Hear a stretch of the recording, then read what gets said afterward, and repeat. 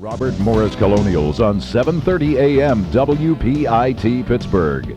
Now it's time for the pregame show. Here's the voice of the Colonials, Chris Shovlin.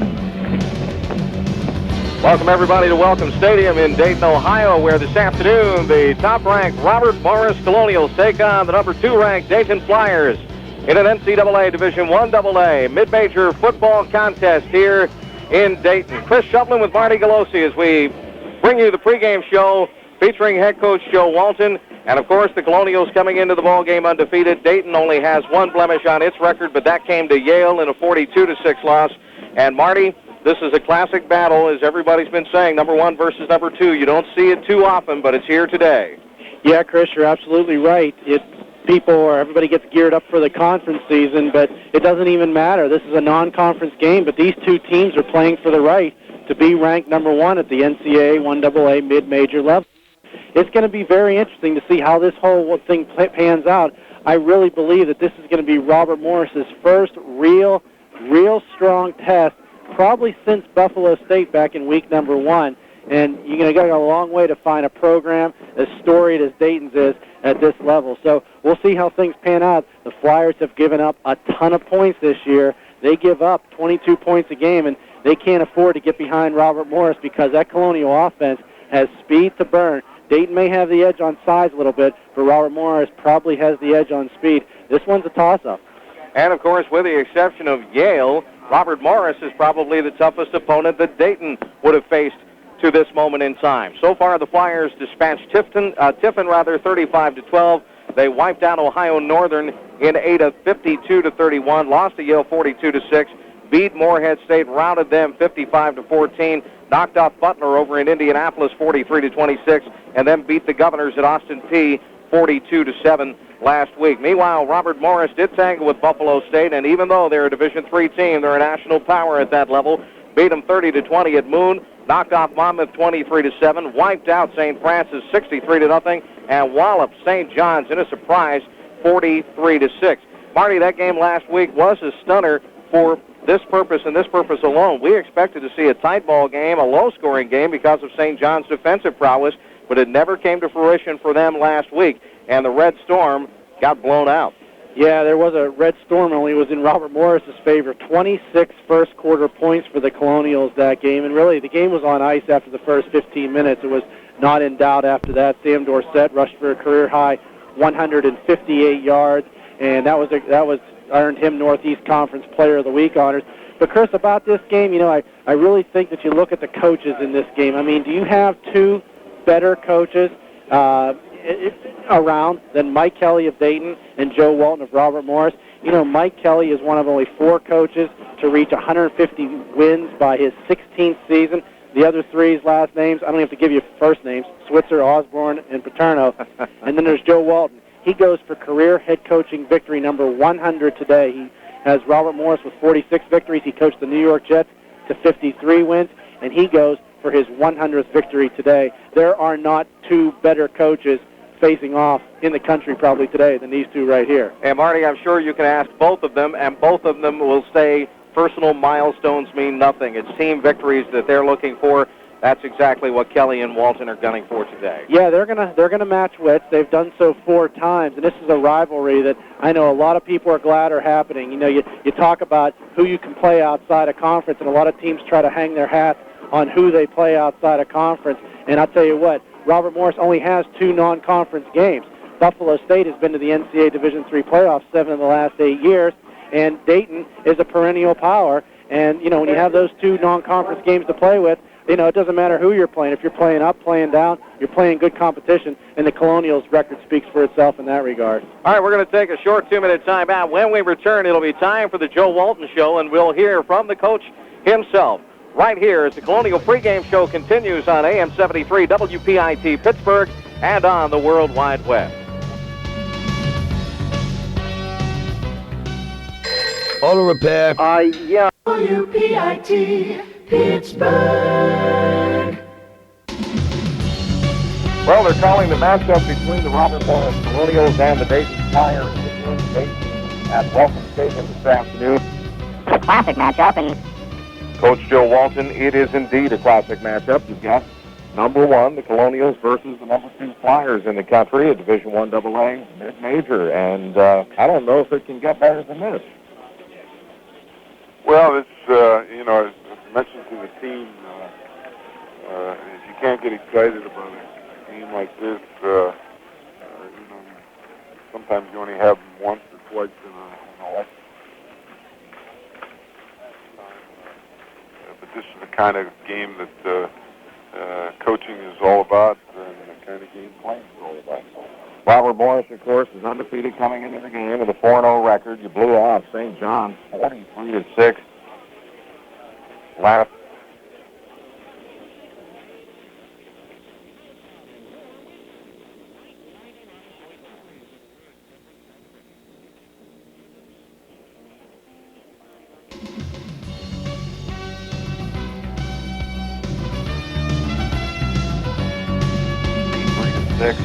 Last week, and we'll be talking about that game in just a little bit. Joe, as we look at Dayton, they've played a fairly tough schedule, including a game at Yale. Their only loss this season was a 42-6 affair to the Yaleys, but last week, and they're coming off a 42-7 victory over Austin Peay, in which they blew the Governors off the field. So this is a rugged ball club you're going to face. Well, there's no doubt. The thing you notice the most about the Dayton team is, first of all, of course, I think they're well coached. Secondly, they have good team speed.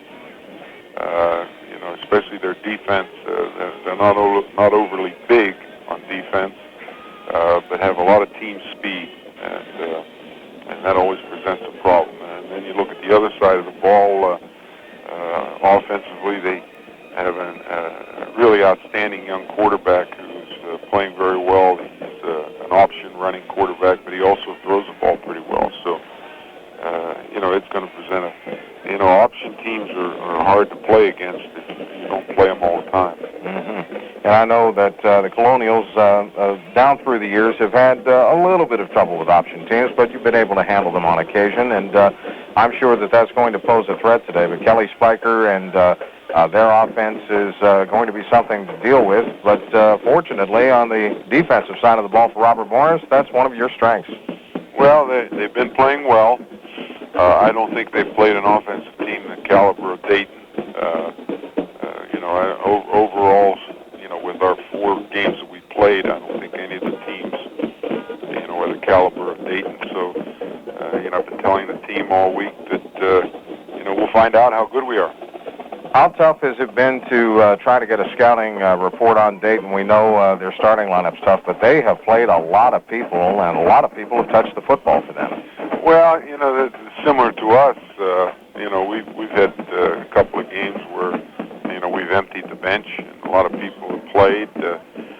When you run, you don't like to run up scores anyway, and you like to have some of your players get some experience. And, I think we're going to be a test for Dayton, too. I mean, that's, they played, had a tough game with Yale, but, Yale's a step up in class, it's from what we're used to playing. So I'm sure that Dayton, have had some problems with them. But,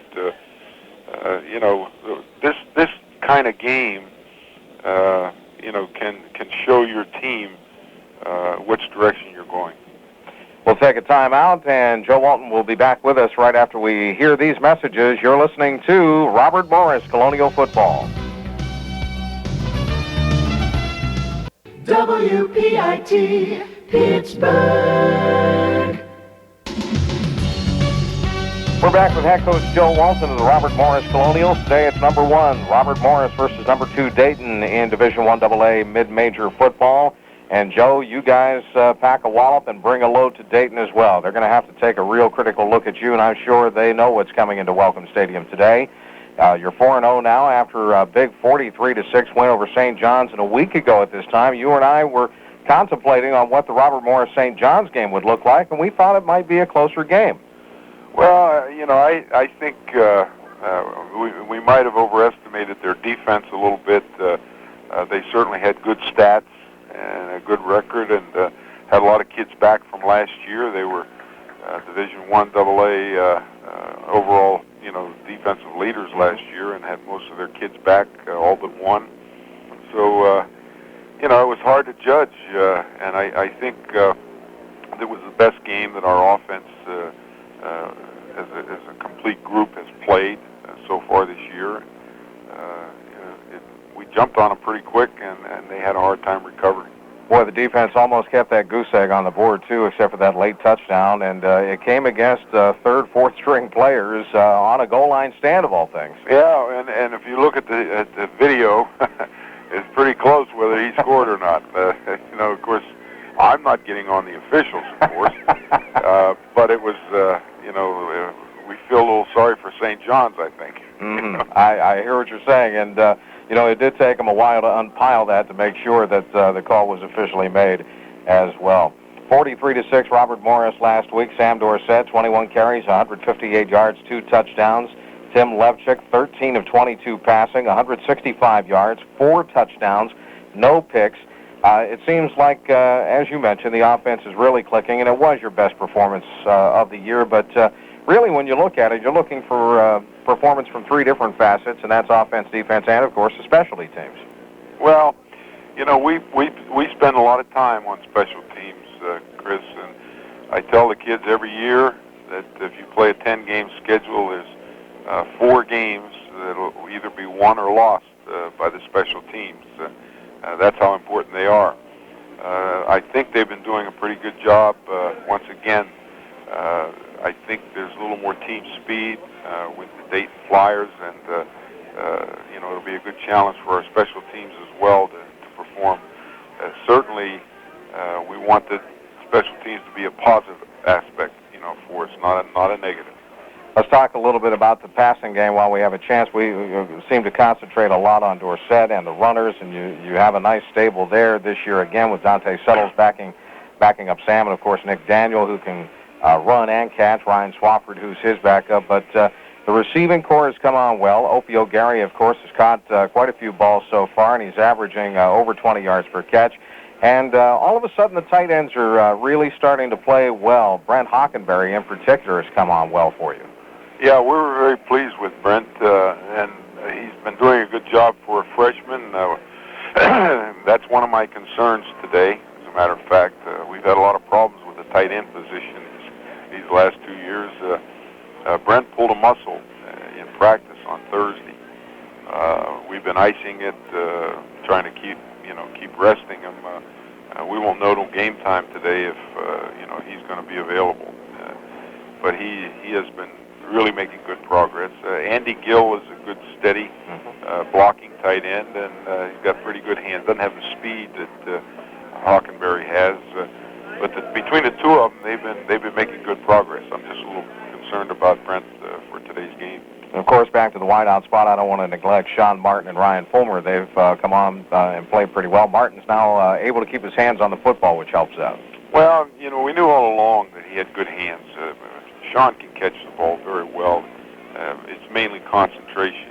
He has a tendency sometimes to lose concentration, and he's young. He's just starting to play, and certain things he has to learn. He sometimes gets wrapped up too much in his pass patterns and his moves, and forgets about catching the ball. But he has good hands, and the more he plays, I think you'll see that.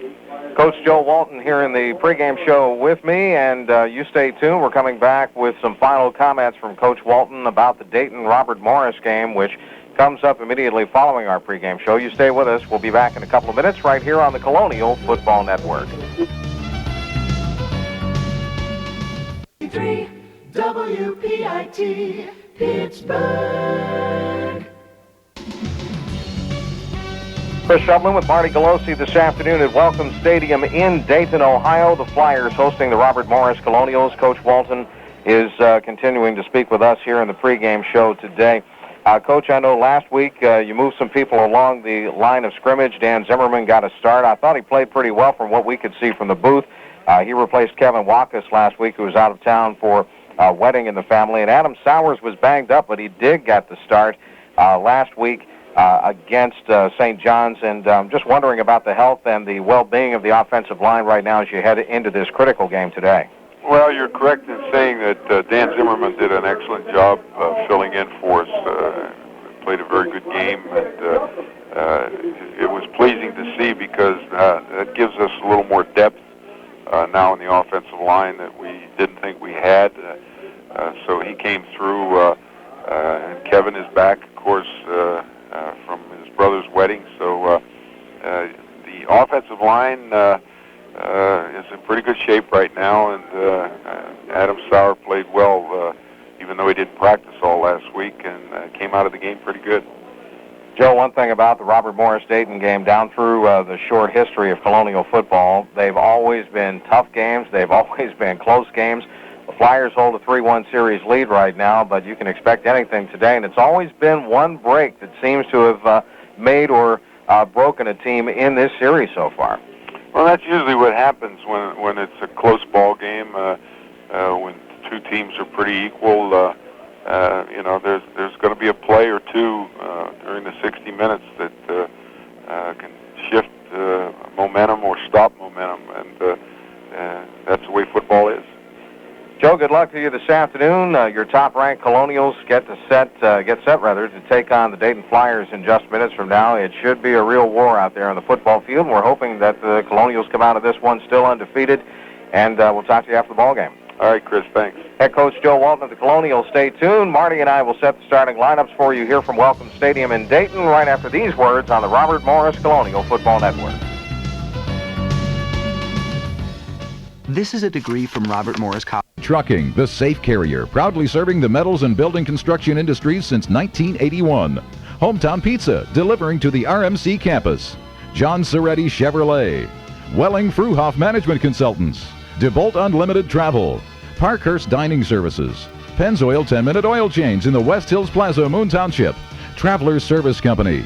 Jostens, maker of RMC's class rings. Wiggy's Restaurant in Moon Plaza. Chris Pullman's Flowers and Gifts in Coriopolis. Domino's Pizza. The Colonial Athletic Club. And by the NCAA. Now, here's the 1998 March of Dimes Air Award winner for Best Sports Play-by-Play, Chris Shovlin. Once again, a very pleasant good afternoon to you, ladies and gentlemen. From Welcome Stadium in Dayton, Ohio, the Flyers getting set to take on the Robert Morris Colonials this afternoon in collegiate football action. Marty Galosi, we've talked with head coach Joe Walton. He's all fired up. The Colonials hopefully are as equally fired up as the coach is as they get set to take on the number 2 team in the land at this level. Robert Morris, of course, coming in as the national leader at Division I AA mid-major football. So this should be, as I told Joe moments ago, a war. Yeah, it has all the feelings of a big-time, conference game where you're going, all the chips are down, it's for all the marbles. And even though it's only at the midway point in the season, it really has that feel that this is a game that is really, really important, even though it's a non-conference game. And it is important for that very reason, that these two teams are playing for the number 1 ranking at this level. Absolutely. We just heard the Dayton University alma mater, and we're getting set for the presentation of the colors here today as we prepare ourselves for football. But first, our national anthem.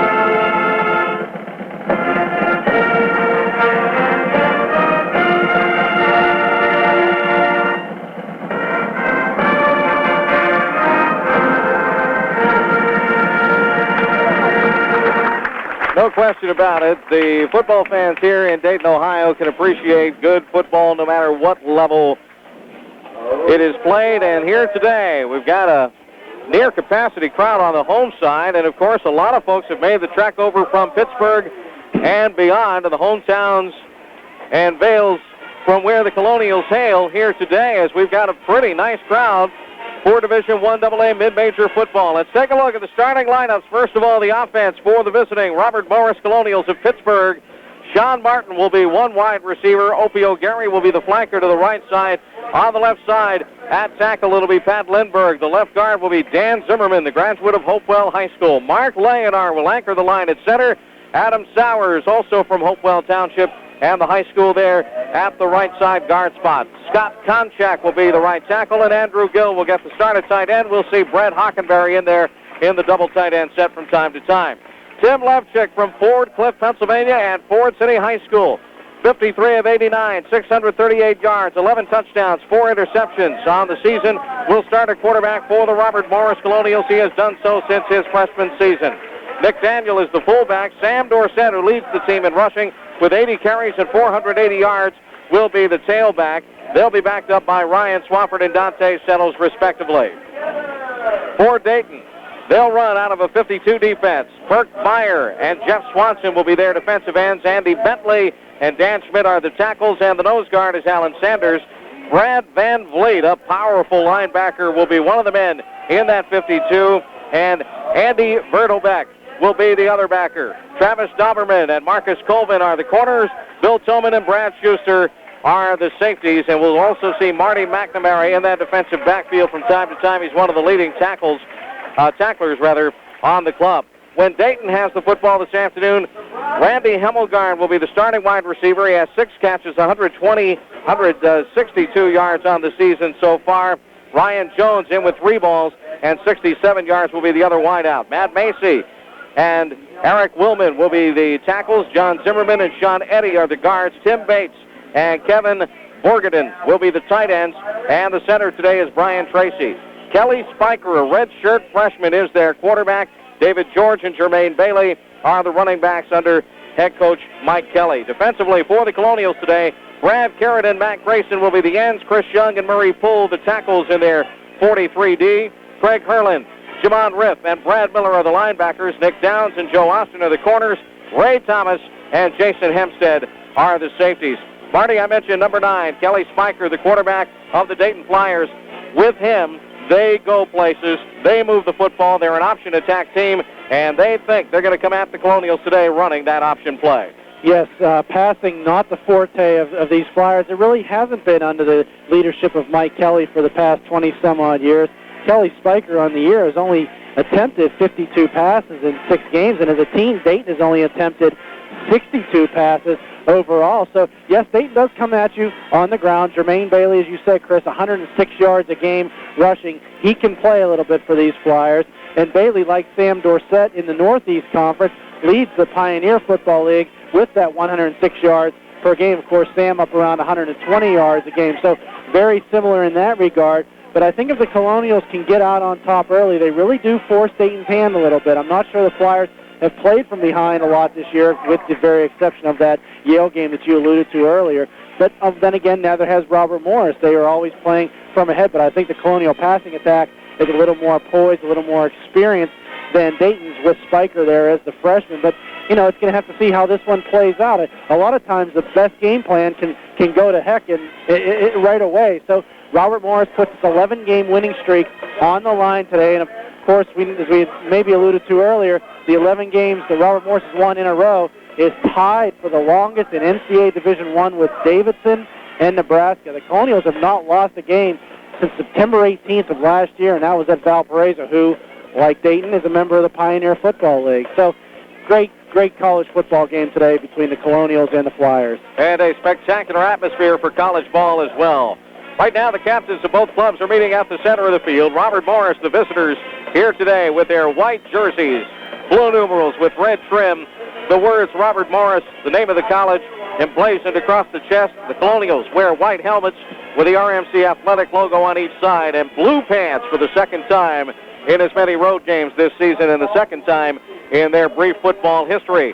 The Dayton Flyers playing here at home at the welcome mat, as we like to call it, because the 2 end zones have the word welcome, or I should say the name welcome, emblazoned across them in red, white, and blue, named after the longtime athletic director of the city schools, the public school district here in Dayton, Eugene Welcome. The Flyers come in with red tops, white numerals, black trim, and white pants with red helmets. Mike Kelly, their longtime coach, going against Joe Walton here and we're just seconds away from the start of this afternoon's ball game. And as soon as the University of Dayton's Pride gets off the field, that's the marching band that you hear in the background. We're going to kick the football away. You mentioned about this Welcome Stadium, Chris. Of course, it's owned by the Dayton Public School District, but they've put in a brand new state-of-the-art scoreboard to our right, which would be the west end of the stadium, and it's beautiful. It's got a video board with some computer graphics, and then the scoreboard itself, and a lot of advertising on it. So that's really state-of-the-art. One thing about this stadium, no matter what, Chris, every time you play here, you can play here in January, you can play here in June. It doesn't matter. There is always a wind going from right to left on your radio dial as we sit here and look at the field from the home side. It's the first thing Coach Walton uttered as we came into the stadium yesterday for practice was that the breeze was going from right to left, and in talking to University of Dayton officials, they say it's like that every single game. So, whoever has that wind is going to be at a distinct advantage. It's supposed to go about 15, 20 miles per hour today, but a beautiful day. 75 is supposed to be the air temperature, and I bet it'll be a little warmer than that on the field. Robert Morris has won the toss, will receive, and will go into the wind to start the game. And, of course, here in the great Miami Valley, if you could call it a valley, we're almost in the Midwest. As a matter of fact, we're in the Midwest, let's face it, and everything is flat except for one hill in this city, and that's it. Yeah, it is exceptionally flat, so that wind does get going, and, it'll play a factor. It plays a factor here every single game, and, it's no secret. So the Colonials, however, will have the wind for quarters 2 and 3, and then Dayton will have it for 1 and 4. So they do give up the football here to start the game, and Robert Morris will start off with possession. That they will, as Dayton will kick off from right to left. Jesse Obert is their kicker, and he has it teed up at the 35-yard line off to our right. Opio Gary and Dante Sellos are the receive men, standing back inside the 1-yard line. Obert steps up to the football. Here's the run-up and the kick. It is high and away, end over end. It goes all the way through the end zone. 11 yards deep. Over the end line and out of play. Dante Sellos went back, looked for it over his shoulder, and decided, hey, that thing's out of here. I'm not going to bother. Colonials have the football on the touchback. First down and 10 from their own 20-yard line. That's not a bad deal for Dayton. Robert Morris is averaging 28.4 yards per return on kickoffs this year. Talking to special teams coach Matt Race, he says anytime you get 20 yards or better, you're really doing well. So the Colonials up around 30 yards per return, and they'll start off with the ball from their own 20. Martin to the left. Gary is to the right. Split backfield, Dorsett and Daniel. And a wide split it is. Levchik will give off. Sam Dorsett carries on first down, and he is swarmed over. Didn't have a prayer on that run as he'll take a couple of yard loss there.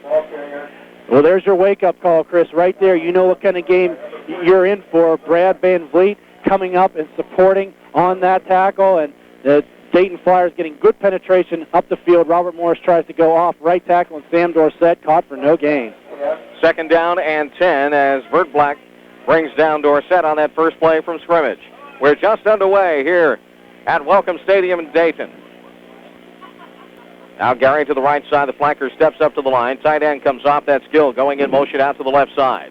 Single set back in Dorsett. Takes the pitch and a sweep to the left. He cuts upfield. And Dorsett turns on the afterburners for a 9-yard gain up to the 29-yard line on the AstroTurf here. Oh, man, what a nice cut. You read it right, Chris. Dayton over pursuing to the left side of the Robert Morris offensive line that time. And Sam Dorsett just cut it right up the hashes and straight up the field. He gets a big 9-yard gain and now leaves the Colonials in 3rd and short. Brad Schuster and Marty McNamara team up to bring him down. 3rd down and 1 for the Robert Morris Colonials. Let's break the huddle now. Sorry, Chris, there was some question about McNamara's health for this game, but he does go out there and start this game for Dayton. Slot right formation. Dorsett, the single back, moves left. It's a swing pass to him. He catches it at the 25 and tears it up the left sideline. And Dorsett has the first down and a bit more out to the 33-yard line. And the Colonials keep the offense on the field and keep moving forward. Well, Joe Walton is not the kind of coach to run gadgets and wacky plays and throw the ball 65 times a game. And you would think on 3rd and 1, hey, obvious running play, right? Wrong. He does that little swing pass where the tailback just goes out and stands. And it gets Tim Levchik off to a good start, too. It makes him an easy 1-for-1. And Sam Dorsett had 2 big blockers out there, Adam Sowers, and I believe that was Dan Zimmerman out leading the way. Zimmerman played well last week in his first start and gets the nod again today. Now Gill steps out the line. The right tight end goes in motion left.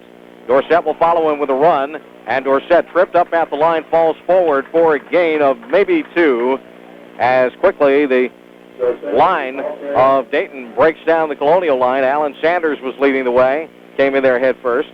Also, Bert Beyer and Brad Van Vliet, their nifty linebacker. Gain of 1, they're going to call it. It'll be second down and 9 for the Colonials from their own 34-yard line. You know, Chris, the Dayton defense allows 404 yards per game. I noticed how that, they're 5-1 boggles your mind a little bit. Well, they put a lot amazing. of points on the board, too. Well, that's true. That that's helps. true. That does help. Second down and 9 now. Motion to the right.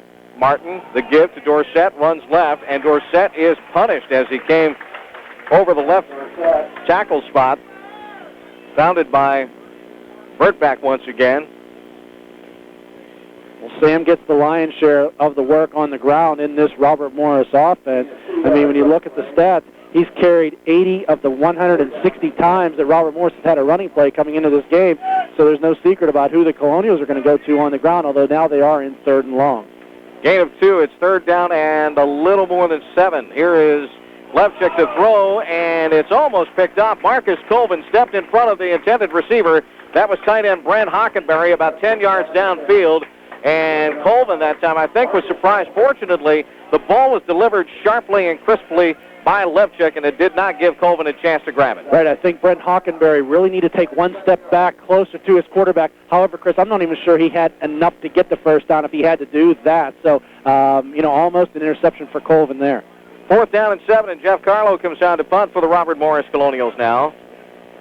And he will boot it away. Check that. That's Rubenberg in to punt, and Rubenberg boots a line driver downfield, and it rolls at the 35 down inside the 30, and on AstroTurf it will take an extra couple of bounces to the 25, but way back up where the punter is, Bruce Rubenberg. There's a penalty flag down right at his feet, and we're going to hold everything here. Yeah, Burke Beyer, 53, coming off the left side of the Dayton punt defense, ran into Rubenberg, and not a very good kick, although he did get a good roll out of it all the way down to the Dayton 24, and we'll see how this one pans out.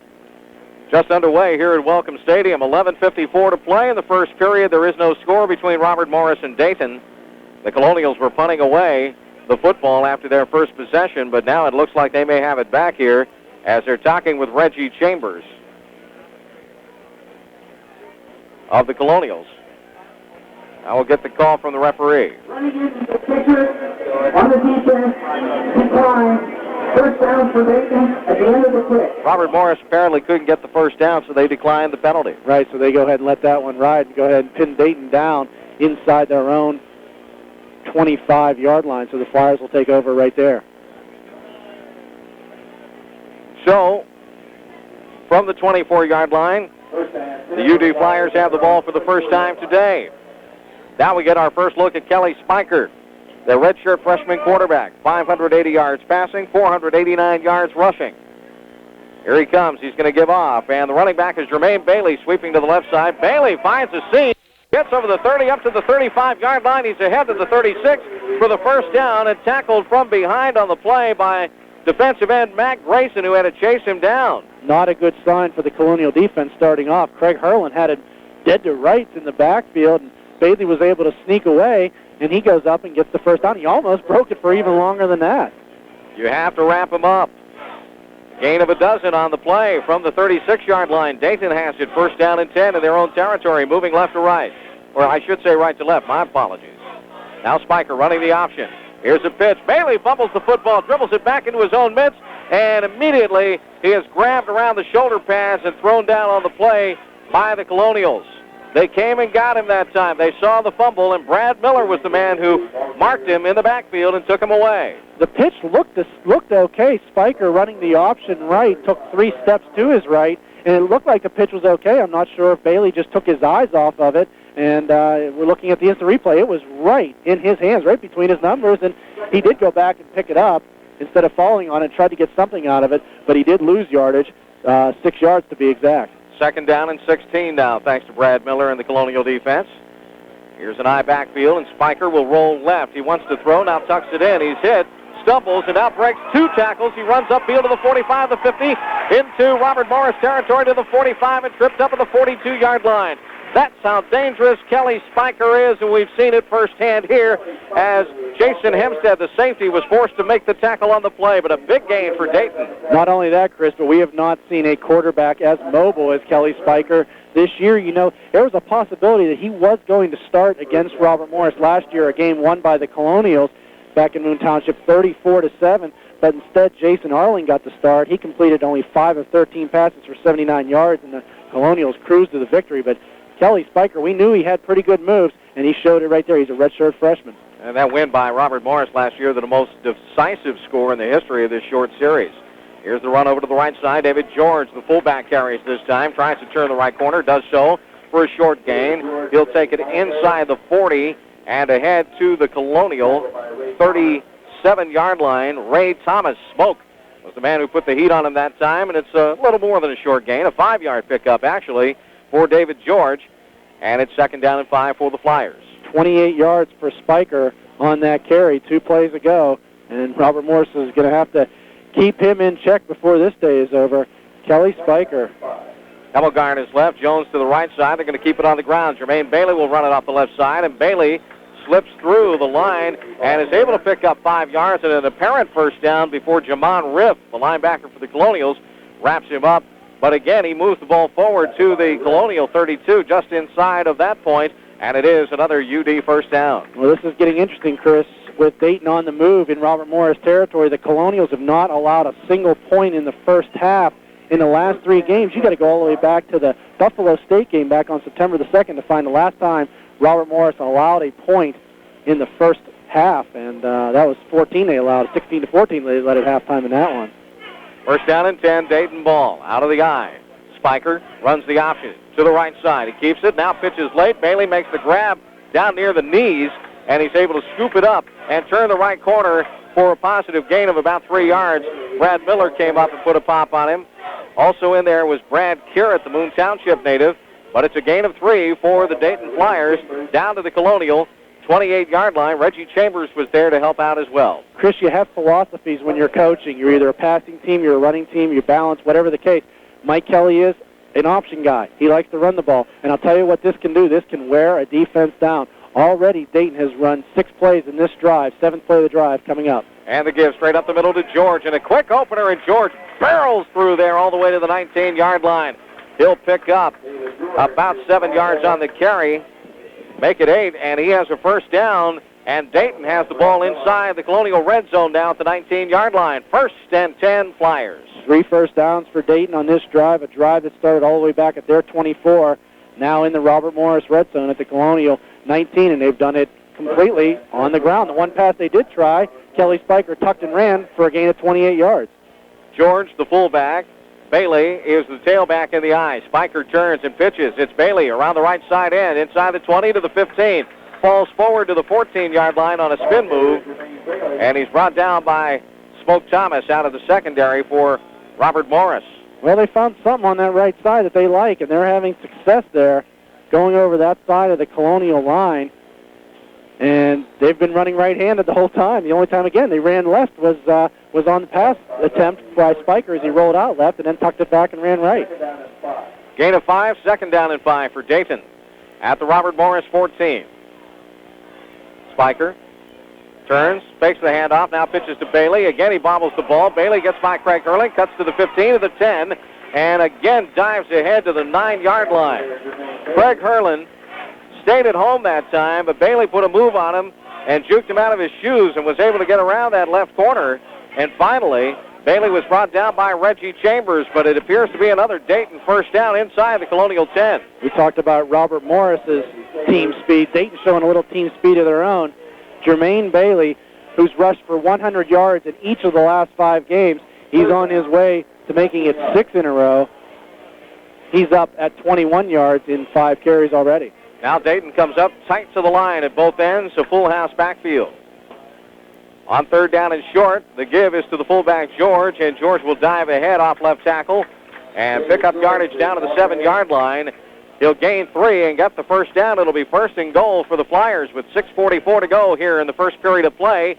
No score between Robert Morris and Dayton. The Flyers with their first possession of the game, moving downfield. The drive started way back at the 24. Yeah, the only play in this drive that went for negative yardage was the fumble by Bailey way back at the 36 of Dayton. So Flyers really chewing up the yardage on this drive and really knocking some time off of that clock as well, already down to 6.5 minutes to go first quarter. Now Ben Winters is in. He comes in as a flanker to the right side.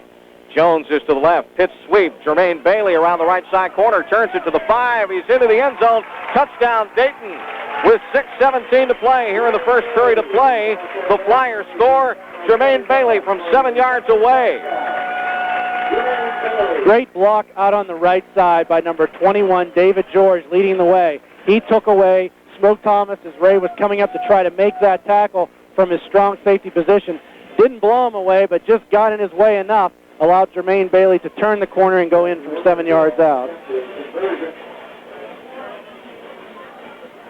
Jesse Obert is on for the extra point try.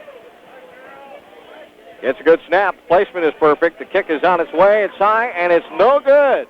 It's no good. So Dayton remains with a 6-0 lead over Robert Morris. 6:17 to play first quarter. Marty and I will be back in 60 seconds. This is Robert Morris Colonial Football. Pittsburgh. Welcome back to Welcome Stadium in Dayton. Again, Obert's kick travels the length of the football field and goes beyond the end line, so the Colonials will have no return. And the touchback is ruled. Robert Morris has the football again at its own 20. Jermaine Bailey scoring on that 7-yard run for the Dayton Flyers. The extra point kick by Obert failed, but the drive went 76 yards in 11 plays and ate up 5.5 minutes off the clock. Colonials find themselves in an unfamiliar position, Chris, for all intents and purposes, playing from behind. Sean Martin is to the left side. Opio Gary to the right, the flanker. The handoff right up the middle goes to Nick Daniel, and Daniel plows straight forward for a short gain. And a whole bunch of red jerseys on top of him for the Flyers. Andy Bertelbeck was there. Underneath that, Brad Van Vliet, the other linebacker in the 52 scheme. Don't see a 52 defense in college ball all that much. It's mainly played in high schools, but Mike Kelly likes it, and he's stuck with it, and he's been successful. Yeah, Colonials went from a 4-3 to a 3-4 last year, so that's what they play. Again, the 3-4 you don't see a lot in the NFL, but Colonials like it because they have so many good linebackers. Slot right formation. Levchuk wants to throw. Pump fakes, and now he's hit and sacked back at the 17-yard line. Dan Schmidt, the defensive tackle, got him. He was one of the men who was there. As a matter of fact, Schmidt got there second. The first man in on him for the Flyers that time was Luke Parks, another defensive tackle. Well, Colonials going for that pump fake, and Levchuk was looking down the hash marks at number 87, Ryan Fulmer, but number 4, Travis Dauberman, had very, very good coverage from his corner position on Fulmer and would have none of it. Loss of 6. It's 3rd down and 13. Pro set offense now. Levchuk on the sprint draw. Gives out to Dorsett. He chugs up the middle of the field, 20, 25. And Dorsett will dive forward to about the 29-yard line. He'll be a yard shy of the first down. Right at the 29 is where they spot it, so automatically Coach Walton has to send the special teams in. And again, it will be Bruce Rubenberg to punt for the Robert Morris Colonials. Rubenberg booted a line drive earlier and was roughed on the play. The Colonials declined the penalty, and that's what started Dayton's scoring drive. On 4th and 1, Rubenberg from his own 14 gets a low snap, picks it up off the grass, or the fake grass, and now wobbles one downfield. It will roll to the 50 and take a Dayton bounce.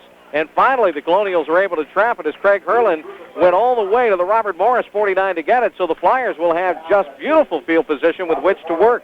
Just a 20-yard kick by Rubenberg into that wind, and you got to keep it low, but you hope to get that bounce on the turf, and he didn't get it. Craig Herlin going down there and covering it, and that will set Dayton up in very, very good field position. And let's see if the Colonial defense can make some adjustments and try to stop this juggernaut that is Dayton's offense. I mean, they raced right down the field on that first drive, and you know, Dan Radakovich, the defensive coordinator for the Colonials, knows what adjustments to make, so let's see what they do on this drive. Jones to the left, Hemmelgarn to the right for the Flyers. And play action. This is Spiker back to pass. Now he's going to run forward as everything breaks down. He runs right into Craig Herlin and Reggie Chambers and company, but the pressure was on him thanks to Brad Miller in the backfield. And when Spiker felt Miller and Carrot breathing down his backside, he decided to dart forward, and he picked up 3 on the carry. I was talking to Matt Raich before the game. He said, you know, when Dayton does throw, they like to throw it long, but Kelly Spiker is going to go to option 1. If he's not there, he's going to go to option 2. If he's not there, there are no more options. He tucks it and runs, and that's what he did on that play. 2nd down and 7 for the Flyers at the Colonial 46-yard line. 3:29 to play. We're in the first quarter. Dayton 6, Robert Morris nothing here at Welcome Stadium. Spiker drops back, gives off. This is Bailey running to the right side this time. Bailey gets up to the line of scrimmage, maybe finds a yard or 2, and he was able, on second effort, to slip through there for about a 3-yard gain. Chris Young brought him down for the Colonials, but it brings up a Dayton 3rd down and 3 from the Robert Morris 43-yard line. Let's make it 3rd and 4. Chris Young playing right here in his crib. He is from Dayton, Ohio, Patterson High School, and I know he had a few ticket requests for family, friends, and other well-wishers this weekend, and I'm sure he's happy to be home and playing right in front of his old home crowd. It is 3rd and 4 for the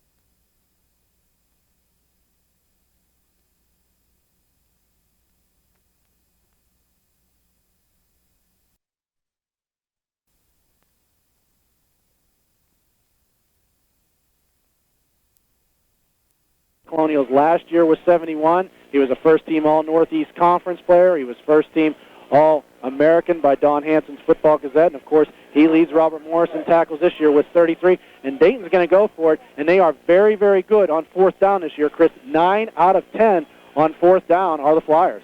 Now Spiker goes into the shotgun. It is 4th down and 6, and he's going to pooch punt it. And he will bop it over the line. It is fielded by Nick Downs, who is playing deep safety. He gets to the 20, circles around to the far side, up to the 30, to the 40. There's Nick Downs down to the 46-yard line before he's tackled from behind on the play. And tracking him down was David George, their fullback. They pooch punted out of the offensive set that time as Spiker dropped back about 7 yards and just popped it, and Nick Downs was not to be fooled. Colonial getting up slowly. That's Brad Miller. Looks like a knee injury, though. He's going to walk off under his own power at about the 35. I'll tell you why that's a mistake for Dayton, and I'll tell you why the Colonials were very nice to have their correct personnel in there. Robert Morris had its regular defense in, but they had Nick Downs back deep to receive that pooch punt. That's one of the best punt returners in the Northeast Conference, and Nick Downs brings it back a good 35 yards and gets the Colonials in great field position. Strong rush. Levchik in trouble, wants to throw, and he hits his own lineman in the backside and just got rid of that football. It goes incomplete to the turf at the 45-yard line, and Levchik got dumped back there about 7-8 yards deep. Well, real good possibility here for Robert Morris. They start with the ball in very good field position, their best field position in their 3 drives today at the 46, and they're not going to have to go into this win for very much longer. A minute 44 to go in the first quarter. Joe Walton just saying, hey, let's put it up on 1st down, trying to throw that screen pass to the tight end, but too much traffic on the interior to get that pass through to Andy Gill. Gill steps in motion to the left. Here's a pitch and a sweep. Sam Dorsett running over to the left, and Dorsett tripped up as he tried to turn the corner. Brad Schuster came out of the secondary to put a big hit on him that time. Yeah, Schuster coming up there to make the play. Also Marcus Colvin. I thought Dorsett was going to be able to bust it to the outside, but he was trying to pick up blockers as he cut it back, and he was unable to, and no gain on the play for Dorsett. Yep, you spotted it right, Marty. It was Colvin who made that tackle around the corner, and it's 3rd down and 10 now. The Colonials with the ball at their own 46-yard line. A minute 13 to play. We're in the first period. There is a score of Dayton 6, Robert Morris nothing on the board. Here come the Colonials offensively. Off of play action. Levchik looks long, throws downfield. Gary down over the middle. Had a couple of steps on 2 men covering him that time, but the ball wasn't delivered to him. And Gary was just running a post, and he got around Marcus Colvin and another man in extra coverage back there. That was Marty McNamara. And now the Colonials facing 4th and 10 will have to kick it away again. Well, Robert Morris has not had a 1st down since its first drive of the game. Colonials have gone 3 and out now on 3 straight possessions. Rubenberg will punt into the wind once again, and it is stiff. Gets a good snap, no rush. He banks it high. It will wobble again. This time it will bounce at the 25 and take a Dayton bounce all the way to the 35-yard line, and finally the Colonials will down it at the 34. Oh, you talk about AstroTurf and what effect it has on football games. We saw it proved right there. Yeah, you can't fault Bruce Rubenberg. I mean, you got a 20-mile-per-hour wind in your face. You try to keep it down, although he got that punt a little higher up in the air. The ball just eluded his cover man, that being Reggie Chambers down the field, and was able to give Dayton an extra 5 yards. 50 seconds left. We're in the first period. Chris Shumlin with Marty Gallosi on the Colonial Football Network today.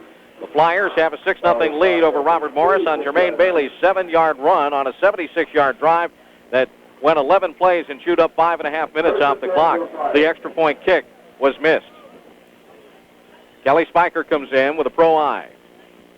On 1st down and 10, Spiker turns and gives. This is George, the fullback, lunging forward over center, will now cut to the right and lunge forward for about a 4-yard gain before he's tripped up on the play. Well, the Flyers should have just one more play here with the wind at their back, and then it's going to turn back in the Colonials' favor. Don't want to make too much of that, but, in this game, that is going to matter, especially with the Colonials and how much they like to throw the football. Matt Grayson made the tackle at the shoestring at that time, right at the line. Now it's 2nd down and 7. Monmouth leads St. Francis 10-0 in the first period in the Northeast Conference today. Here's a run to the right side. Jermaine Bailey getting the straight handoff. Brad Miller got him, jacked him, and then the rest of the Colonials came in and polished him off. No gain on the play at the 40-yard line. Miller with an excellent tackle and a grab on that running back. And good to see Brad Miller coming back in. Yeah, I guess that knee wasn't hurt too bad. He and the rest of his posse went in there and took care of business and swarmed Jermaine Bailey. All right, we're at the end of the first period of play. Chris Shumlin with Marty Gallosi will take a 60-second timeout. The score, Dayton 6, Robert Morris 0.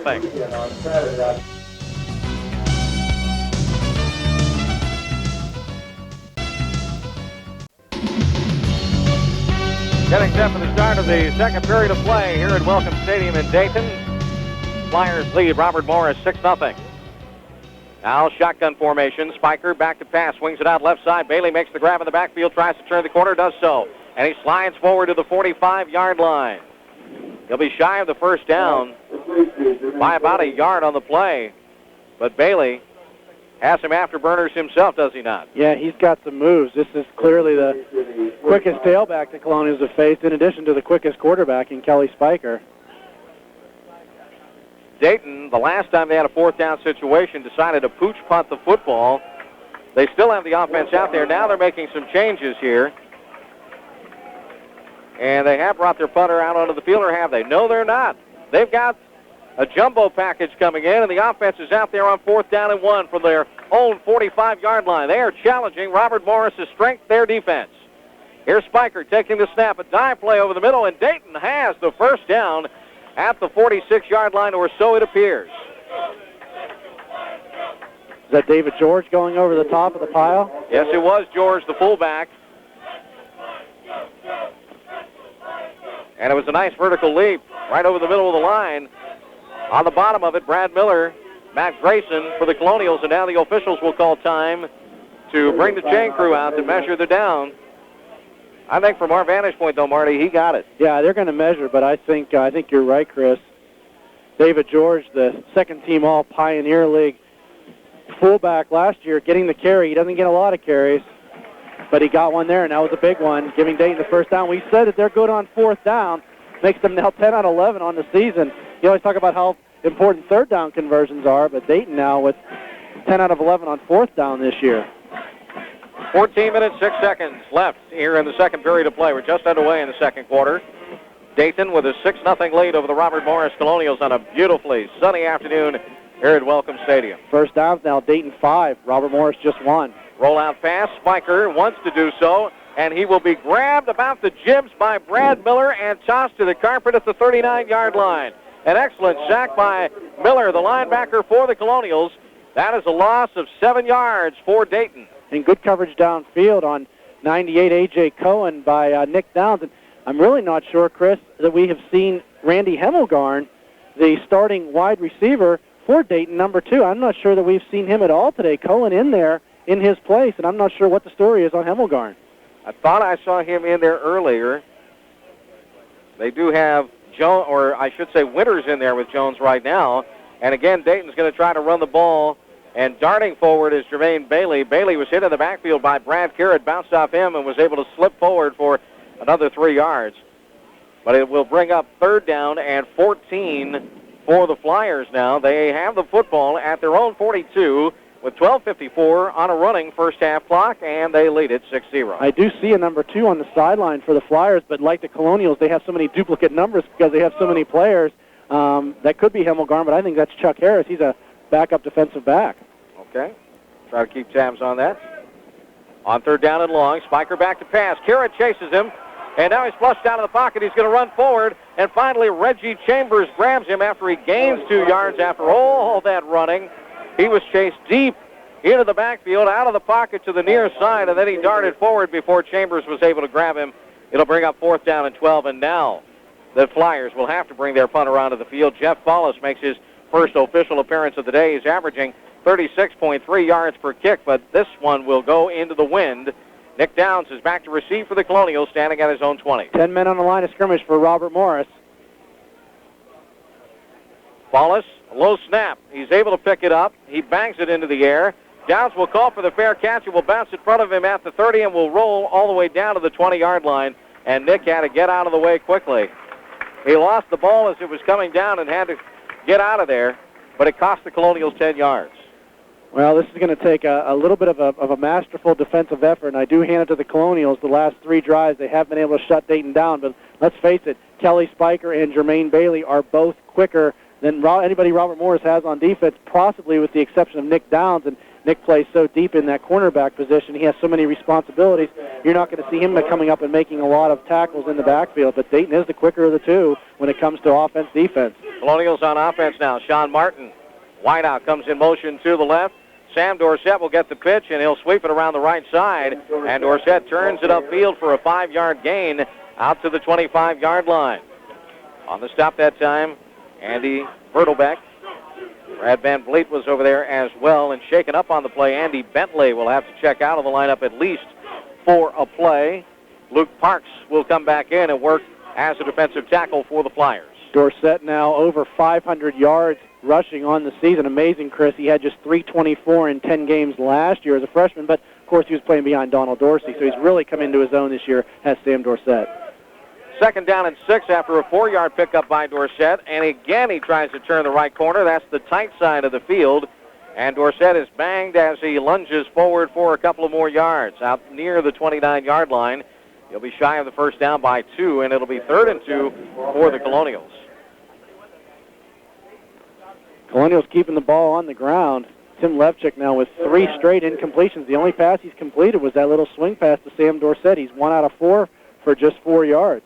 Keep in mind, though, Marty, he has the wind at his back here in this particular quarter. Very true. Levchik drops back. He's going to roll. He's going to run it himself. A surprise. He's to the 30, 35, 40. Stiff arms a man. Goes to the 50 and is run out of bounds on the near side by Brad Schuster, their safety.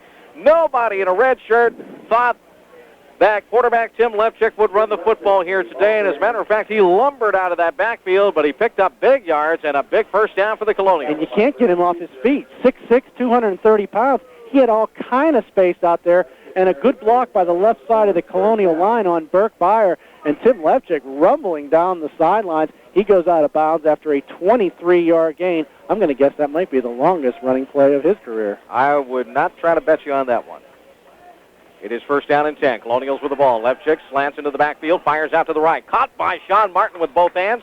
He came back looking for the football. It'll be a short pass play of about 5 yards, but positive territory for the Colonials down to the Dayton 43. Nice catch by Sean Martin, the sophomore out of Brooklyn, New York. Sean, a converted quarterback to wide receiver. He's really, really trying to learn that position, and he really went up and made a great catch right in front of Travis Dauberman in the right flank. Gets the Colonials a good 5-yard gain and a good catch by Sean Martin. Had to go up and get that ball, and it was rocketed out there by Levchik. Dayton leads 6-0 with 9:47 to go and a running for a second period clock. Ryan Fulmer comes in wide out now. Martin to the left side goes in motion. This is Levchik dropping back. Strong rush coming, and he lets go of it long, looking for Sean Martin. Martin was double covered on the play and stopped dead at the 20-yard line. Marcus Colvin and Marty McNamara were all over him, and the pass went way over his head, and a lot more muscle on that ball this time. Not only was Levchik in trouble and working hard to fire it downfield, but again, the wind is at his back, so it was aided there as well. I'm not sure if Sean Martin broke off the pass pattern or if Tim Lefchick just misread it, but Martin was nowhere to be found, and that double coverage back there was very good by the Flyers. 3rd down, 5 for Robert Morris. Dayton leads 6-0, 9.5 to go. Second quarter. Pro set offense, and a slot to the right side. Is Lefchick in trouble again. Pump fakes, now throws it up tall. He's got a man, Hockenberry. It hits him right in the numbers as he backed downfield at the 23, and it fell out incomplete. And Hockenberry's just smacking himself in the helmet. It was a tall pass coming down. Hockenberry turned his back to make the catch, and I'm telling you, it was a catchable ball. Yes, it was, Chris. Yes, absolutely it was. 4th down and long for the Colonials, and Rubenberg will be on to punt once again. This time, the wind is at his back. He'll stand at his 41-yard line and kick it away. Gets a low snap, able to field it in the crouch, and he pooches this one as well. It will bounce to the 25 and take a Robert Morris tumble to Brad Schuster, who fields it at the 14 and is thrown backwards to the 9-yard line. Oh, the Colonials got a lucky break there as Rubenberg just plain shanked that one. Yeah, Schuster would have done well just to let it go with 8 Colonials around him, but he probably figured, hey, it was going to bounce even further if he didn't do something about it, so at least he gives the Flyers the ball on their own 10-yard line. 9:16 to play. We're in the second period. Dayton has a 6-0 lead over the Robert Morris Colonials of Pittsburgh. Man, does that instant replay board help down there. I tell you what, it's making me feel like a pseudo-genius, if that's possible. But getting to watch those instant replays is a big help.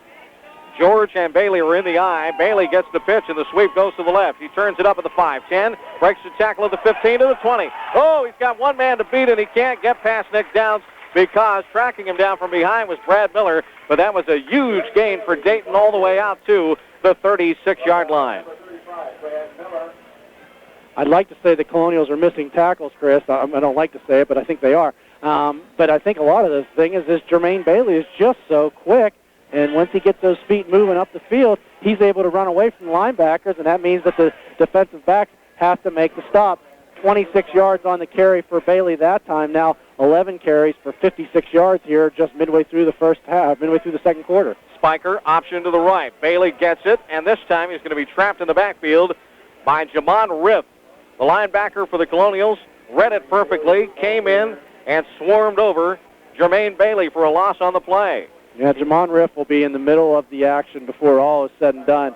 Anytime you're playing a football game, he comes into today, Robert Morris' 4th leading tackler, although he has 2 tackles for 9 losses on the year, and that's among the Colonials' leaders.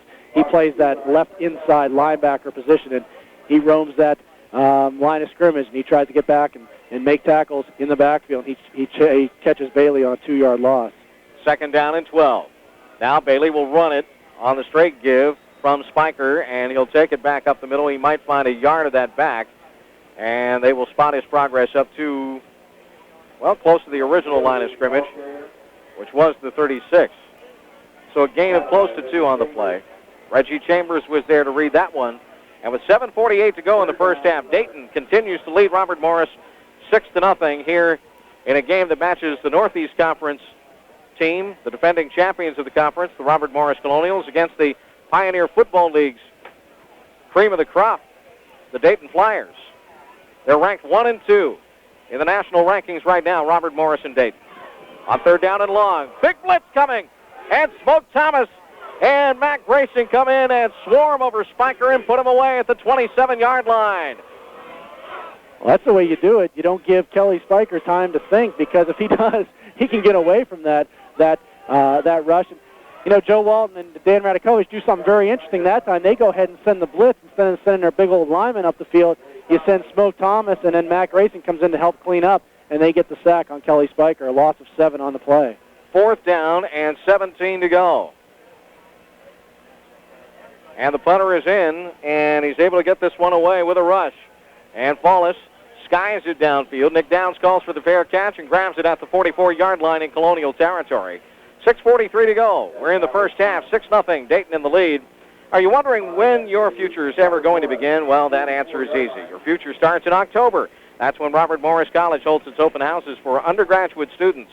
It's a great way for high school students to find out about the college. There'll be faculty and advisors to talk with you all about all sorts of majors, from accounting to visual communication, sports management to engineering, and elementary education. You'll learn about the college, how to pay for it, and great internship opportunities as well. We'll tell you when they're going to happen right after this play. Slot right. Got motion by Gill to the left. And Levchik drops back, gives off, and the straight give to Sam Dorsett. There's nowhere to go. He is popped for a 2-yard loss and loses his bonnet in the process as well. Quickly discover what you can get and how you can get from Robert Morris College to get your future started. Come to Robert Morris's undergrad open houses either Saturday, October 21st, that's next Saturday, 9 a.m. to 1 p.m. at the Sewell Center in Moon, or Saturday, October 28th from 9 a.m. to 1 p.m. at the downtown Pittsburgh Center. To learn more, call 800-762-0097 or visit www.robert-morris.edu on the web. Second down, and they're going to say 10 as Dorsett apparently got back to the line, and Dorsett will run again off of right tackle, and there's a yard or two at best, and that's all. Dayton playing some inspired football here today. Well, not only that, Chris, but the impetus is really on the Robert Morris offense right now to make a first down, to get some yardage, and try to get some points on the board, because the defense is doing its job. After that first drive, they have really done a good job in shutting Dayton down, and it's now up to the offense to get some things rolling. And I'm wondering, okay, now we see, I was just about to say, where is Opie O'Gary? He's going to line up in the backfield on this play and probably shift out of that. All right. No, he won't. He's just going to come right out of the eye at the tailback spot, and Levchuk's going to throw. It's intended for Nick Daniel, who was lined up on the right side at end. He came across underneath from right to left, and it hit him, but he couldn't hold on, and it's 4th down and long, and the Robert Morris Colonials going to have to get rid of it again. Levchuk now 2 of 8 on the afternoon for just 9 yards, and in his defense had one drop by Brent Hockenberry, which would have been at least a 20-yard gain on that third down play on the last drive. 4th down and 8, and Rubenberg will punt from his own 31-yard line with 5:17 to go here in the first half. No rush at all. Rubenberg this time gets under it and spirals it downfield, and it will be caught, and it will be a penalty flag here, as fielding the ball that time was Brad Schuster, and I don't think the Colonials gave him enough room, and I don't know if Schuster called for the fair catch. Did you see it? I don't think he did, but I think we have a little overambitious field judge on the near sideline, because Jonathan Watts caught him right where he needed to be. They're going to say that he was inside of that 3-yard zone of trying to tackle the man or not giving him enough opportunity to catch it, but I don't think that's the case at all.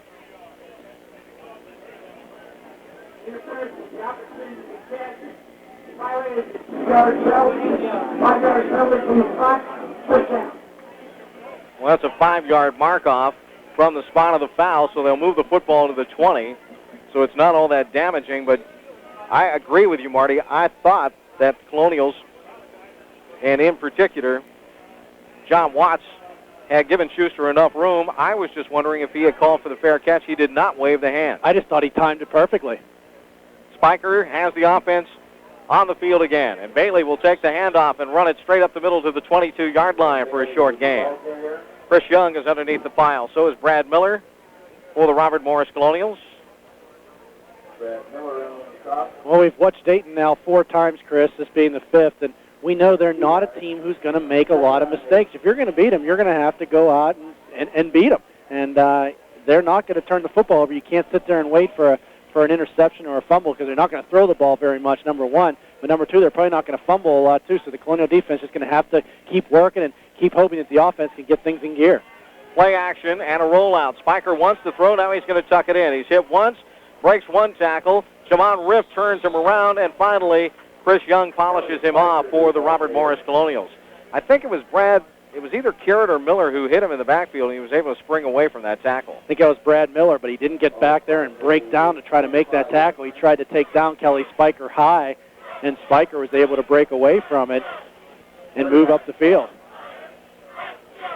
Well, we wondered how good Spiker was. We're seeing it. He is good. Yeah, I think it's that double threat. I mean, he if he's back there to pass, you're not terribly worried about him passing, but he can tuck it and run. Now he's going to pitch. And the sweep to Bailey. He's got wide open room up the left side, and Bailey for a first down, and a nice gain of about a dozen on the carry that time before Joe Austin comes up to bring him down. But Dayton continues to roll offensively here with 3:42 left in the first half. They lead Robert Morris 6-0. Did he ever have a lot of room on that left side, Chris? You hit the nail on the head. Jason Hempstead having to come over all the way from the other hash mark to make that tackle because there was nobody out there but Jermaine Bailey. Gain of 12. First down and 10. Dayton with the ball. They have it at their own 38, just shy thereof. Give Bailey now 15 carries unofficially for 70 yards. George and Bailey are in the eye behind Spiker. Spiker takes a straight drop, wants to throw, chased out of the pocket by Murray Poole, scampers to the right, now cuts upfield after he tucks it in. And he runs right into the defenders, and they drag him down, but Spiker looks like he might have enough for the first down as he picked up close to 10 yards before Craig Herlin was run into by Spiker himself, and so was Reggie Miller, or I should say Reggie Chambers, and they brought him down in tandem, but it's an 11-yard gain, so it is a Dayton first down just shy of midfield. Well, what can you say? It probably starts to wear on the defensive backs a little bit, too. I mean, they have responsibilities for the pass, and then all of a sudden they look up, and the quarterback is rushing for an 11-yard gain. So it's a lot of pressure on his defense. Usually it's the option that puts pressure on you. Now it's Spiker tucking and running out of the pass. Inside of 3 minutes to play first half. Spiker running the option, this time to the right side, and he made a nice fake in the backfield to get away from Reggie Chambers. Murray Poole was able to grab him. And he finally brought him down after a 2-yard run around the right side end. Now the clock is stopped with 2 minutes, 34 seconds left here in the first half of play. Robert Morris has called the timeout, and that's their first of the half. So we'll take a break ourselves. Back in 60 seconds with a score. The University of Dayton 6, Robert Morris nothing on the Colonial Football Network. 3 WPIT Pittsburgh. Welcome back to Welcome Stadium in Dayton. 2:34 to play, first half, and the Flyers with the football. They're going to run straight forward with it. David George spins out of a tackle and another, and he rolls all the way down inside the 30-yard line to the Robert Morris 28, and another big University of Dayton first down, and the Flyers trying to tack another one on before they have to go to the lockers. Gut check time for the Colonial defense. They have got to come up big here and try to hold Dayton out of that end zone. Robert Morris goes in 6-0 here in the first half. They can feel pretty good, but a 13-0 lead would sort of defeat the purpose, and the great effort the defense has put forth here in the first half. I wouldn't say it would be all for naught, but the way the offense is struggling, moving the football with only 2 first downs, you hope that the defense can do something, make a big play here to stop Dayton. Pitch back, sweep to the right side, Jermaine Bailey, 25, down to the 20, slides out of bounds on the near sideline.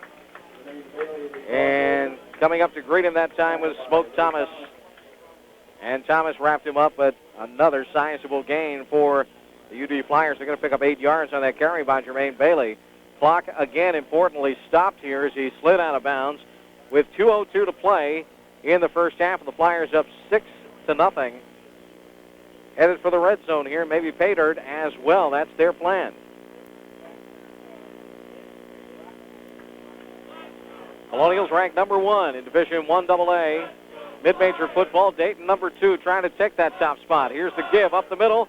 And no, Spiker with a nice fake. Spiker able to roll around the left side of the line and cut upfield to the 15-yard line for a Dayton first down. He faked everybody in the house out that time. It looked like he had handed off to George, and he pulled it back out, rolled around him, and took it up the gut to the 15 for another first down for the Flyers. He's got the Colonial defense now grasping at air, and Robert Morris, well, there's a timeout now on the field. I think they're going to timeout Robert Morris. That's the second timeout used by the Colonials. Again, we'll take a break. 1:54 to play, first half. Dayton 6, Robert Morris nothing, with the Flyers coming. We'll be back in 60 seconds. WPIT Pittsburgh.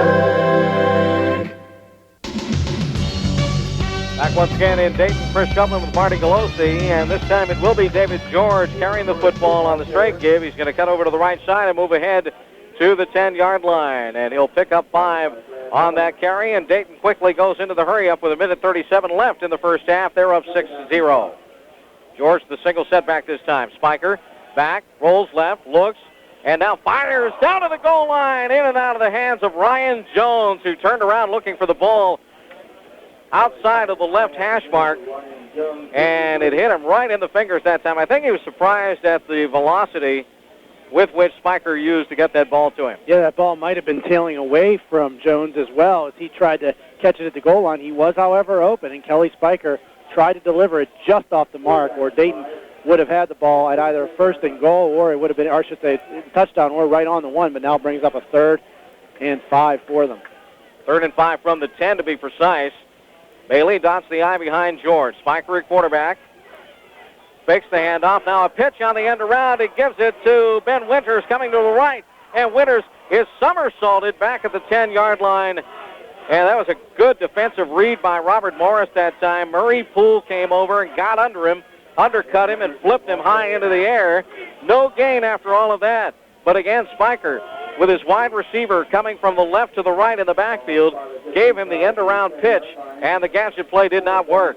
Now, Dayton is on for a field goal attempt.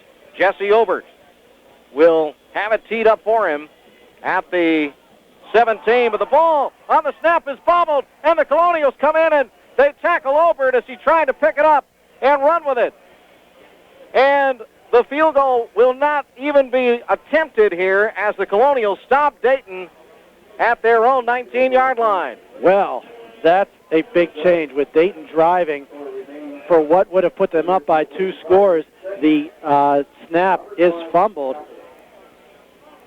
and that's a big play. That's a real big play, and that's going to help the Colonials go in if they can hang on to the football here for the remainder of the half, down just 6-0. Jeremy Josetti, the holder, never got it cleanly. Obert, the kicker, had to grab it and try to run with it, and he was tackled 2 yards behind the spot of the football, so they lose officially 9 yards on the play, and now the Colonials are back in offensively. This is a long pass. Levchik throwing a deep ball down the right sidelines intended for Opio Gary and overthrew him by a good 10 yards.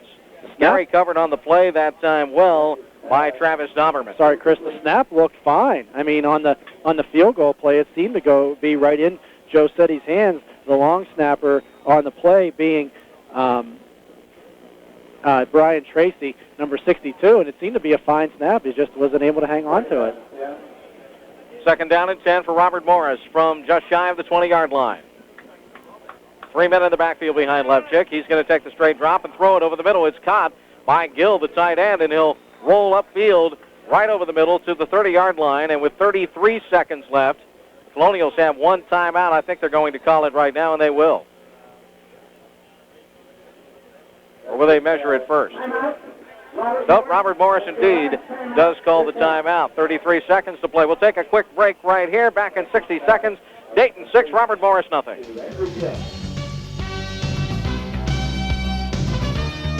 WPIT Pittsburgh.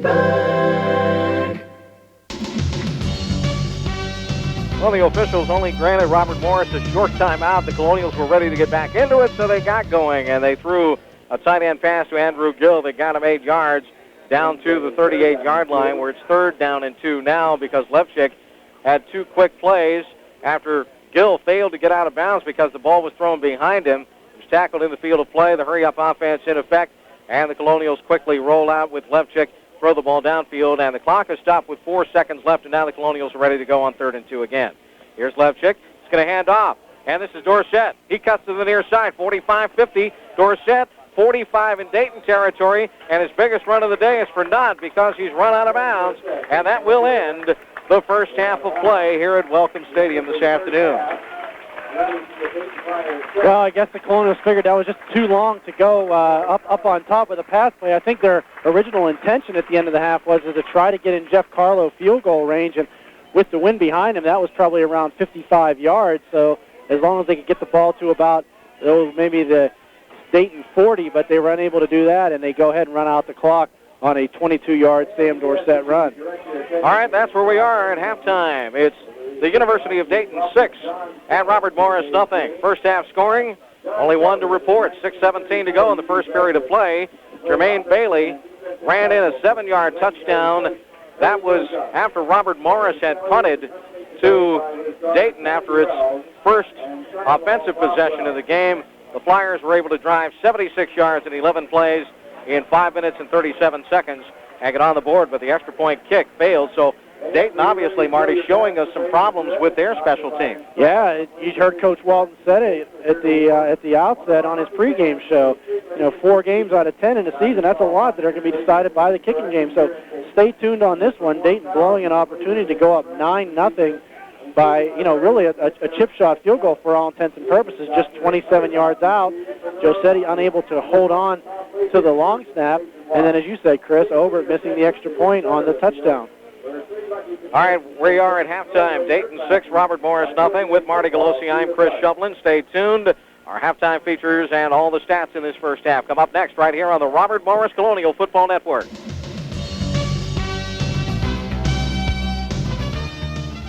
You're listening to the Robert Morris Colonials on 7:30 a.m. WPIT Pittsburgh.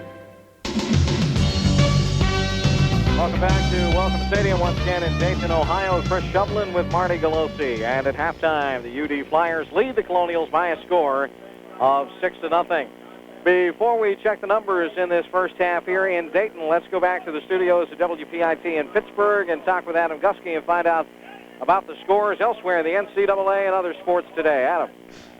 Thank you very much, Chris. First of all, in the top 25 in Division I college football in the first quarter, Georgia and Vanderbilt tied at 0.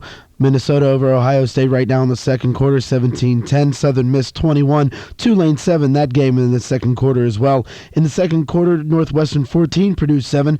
And in the second quarter in the Classic, Notre Dame leading Navy 21-0. In the Big East right now, Boston College 13, Syracuse 6. That game in the second quarter. Here's an interesting one. Last night in the Northeast Conference, they must do things a little bit differently up there in New York. Albany 27, St. John's 3. Also today in the first quarter in the Northeast Conference, Monmouth 10, St. Francis 0. And with the score at halftime, Dayton 6, your Robert Morris Colonial 0. I'm Adam Gusky. Now back to Chris and Marty in Dayton, Ohio. All right, Adam, thank you much. Again, 6-0 here. Robert Morris is trailing to the University of Dayton Flyers. And really, when you look at it, probably very fortunate to have just a 6-0 score on the board. As we told you, the Flyers were threatening in the late going. They went into the hurry-up offense and moved the football very, very enthusiastically upfield from left to right, got inside the Robert Morris red zone. The Colonials defense clammed up on them a little bit and forced them into a field goal situation, but then they lined up for the field goal, and their holder, Jeremy Giusetti, got a good snap. It appeared to be a good snap anyway from Brian Tracy, their long snapper, and just couldn't put it down. The ball went trickling off to the right side of the formation. Kicker Jesse Obert trying to pick it up and run with the football, but the Colonials were able to snuff him out, and he was unable to do any further damage. So Dayton leads by a tenuous 6-0 lead. With the fact that the Flyers have moved the ball so well and have come up with so few points, that gives Robert Morris heavy optimism at the half. Right, Chris. I'm not so sure that you're going to get a look at the first half stats and say, oh, this game has been dominated by Dayton. I'm not so sure that's the case, but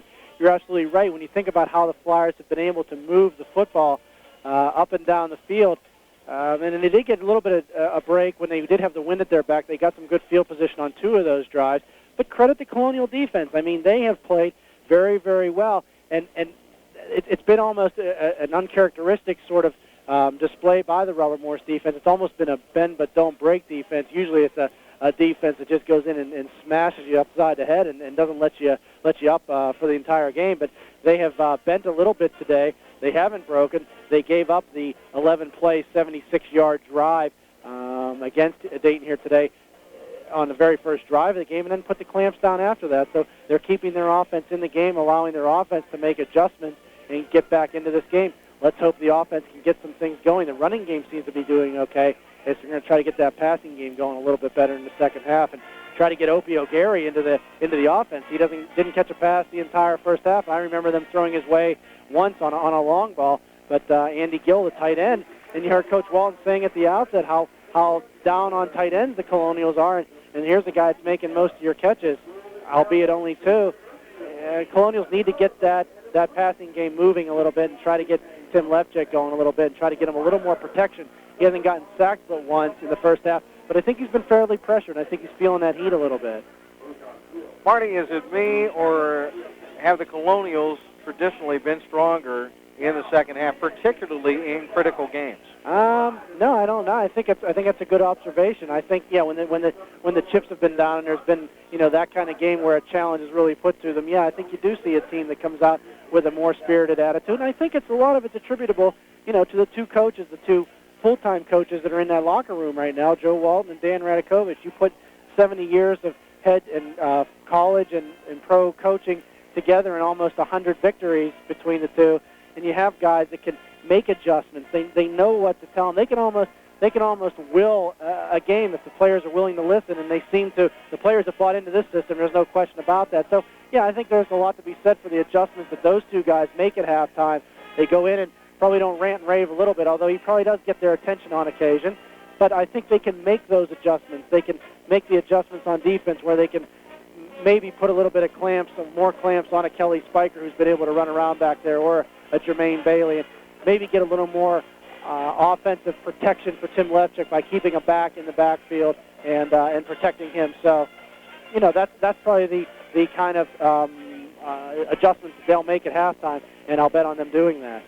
All right, we're going to come back and take a look at the first half numbers, but first let's take a 2-minute timeout.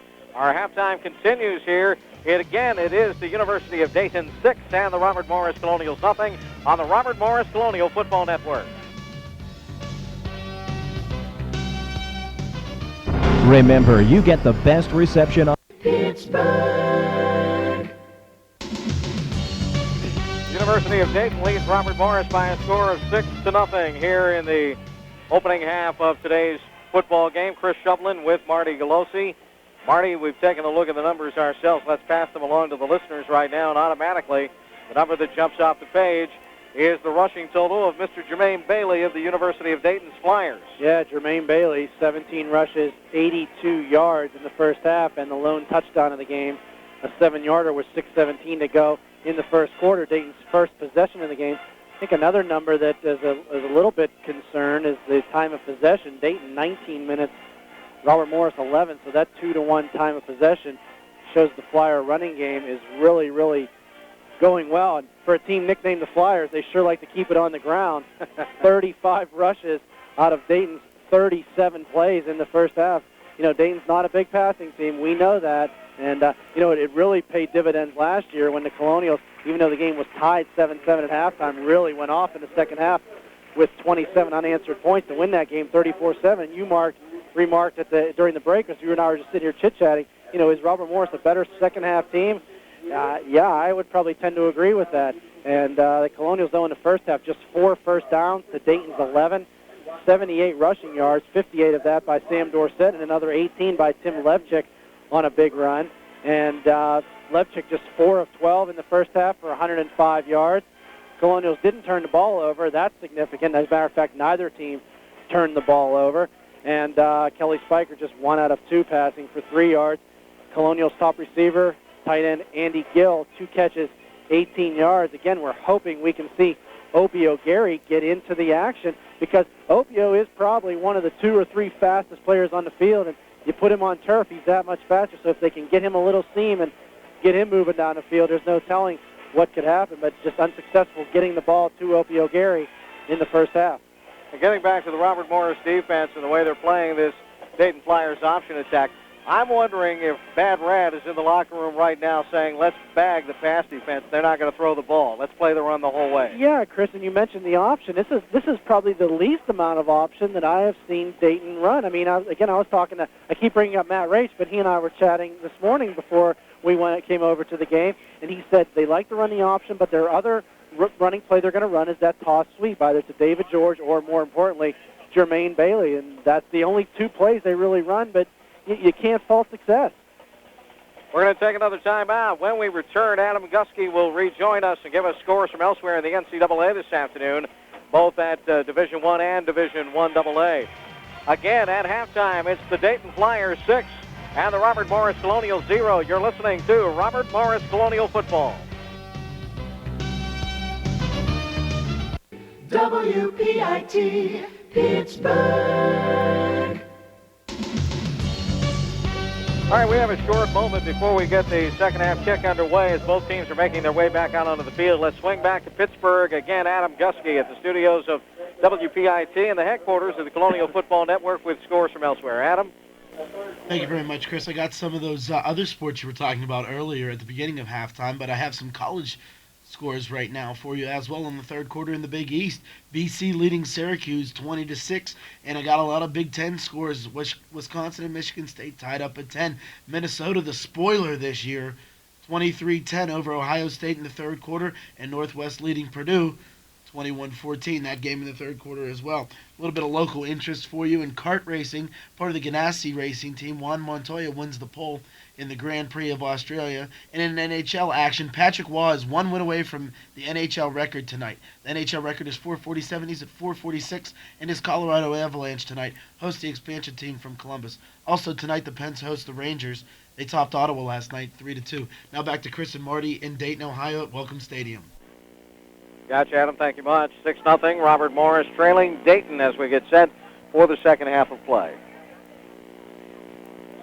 How about that Ohio State-Minnesota score? Minnesota trying to do it for the second week in a row. They beat Penn State last week, and now Ohio State, one of 7 undefeated teams going for the Division 1A national title, and the Buckeyes at home on homecoming right up the road here in Columbus, down by 13 against Minnesota. In the third quarter, Chris, I heard on the radio coming out here, Minnesota has not won at Ohio State since 1949. You just stole my thunder. I was going to say the same thing. 1949.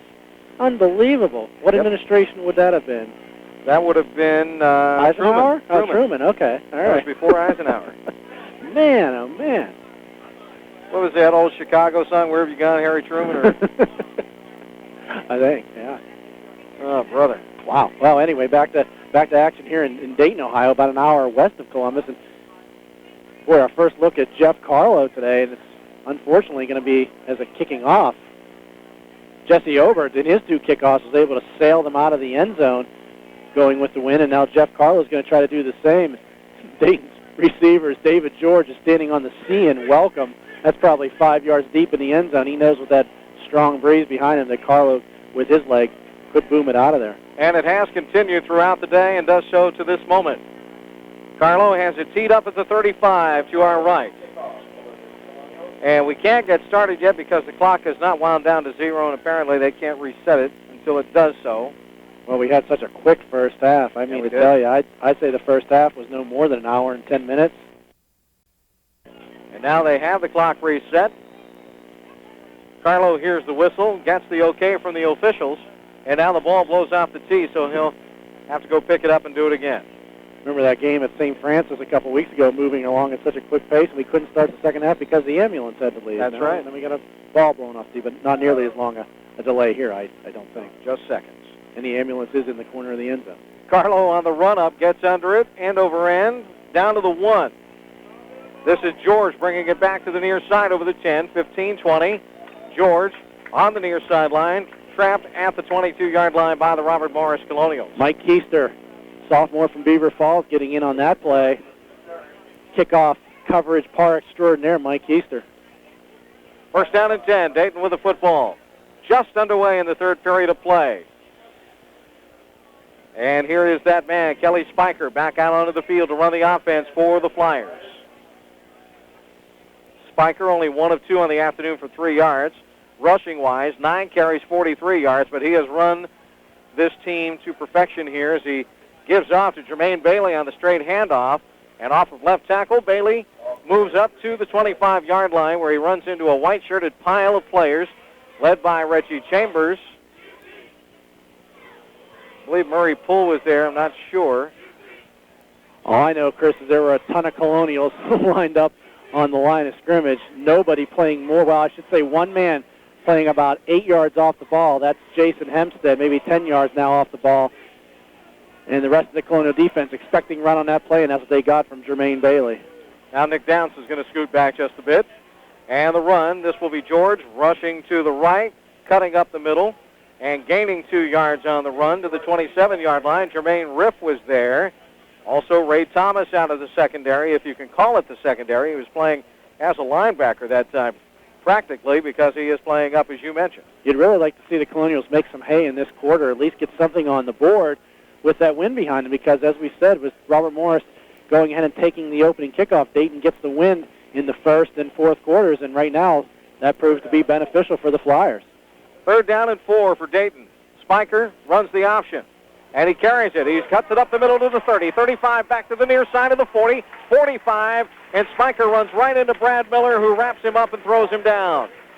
A beautiful run by Kelly Spiker, the quarterback of the Dayton Flyers. It's a first down for the men in red. No question, Kelly Spiker and Jermaine Bailey have been the stars of the game for Dayton. Kelly Spiker, what a weapon, Chris. I mean, if you have mobility and you're a quarterback, I don't care how much team speed you have on defense, you're going to give that defense fits. And that's what he's done to Robert Morris today. Unofficially now, Kelly Spiker, 22 yards on that play, 10 carries, 67 yards. Winters and Jones are the wideouts, seldomly used. Here's the give, and it's a straight dive to David George. George up to the 48-yard line for a 3-yard pickup. Runs into Matt Grayson of the Colonials, who pulls him down. Brad Carrot was assisting on the tackle as well. Has to be some concern, though, by Mike Kelly. I mean, you know he's got to want to put up some sort of score here to make this a 2-score game and put Robert Morris in a tough hole and then turn things over to his defense. He wants to get 9 points up on that board at the very least, or try to get a touchdown here on the first possession here of the second half. Thought he had it at the end of the first half, but they mishandled the kick snap in field goal formation. And now this is a toss going to Jermaine Bailey straight up the gut. And Bailey takes it to the 50 for a short gain. And it's going to bring up a 3rd down and 5 after Javon Riff and Reggie Chambers teamed up to bring him down. Robert Morris has never won here at Welcome Stadium, Chris. In the 4 meetings that they've played Dayton, this is the 3rd time they've played at Welcome Stadium. They lost the first time 30-21 back in '96. And then 2 years ago, second game of the season, dropped a 31-22 decision to the Flyers. So the only victory for the Colonials in this 4-game series was at Robert Morris last year, 34-7. Yeah, they whacked him. Boy, did they catch Robert Morris at the wrong time last year. They were playing their best football of the season at this moment when they played Dayton last year. That's right. Spiker tries to take it around the right side, and they're reading option all the way. Brad Miller, Chris Young, and Matt Grayson.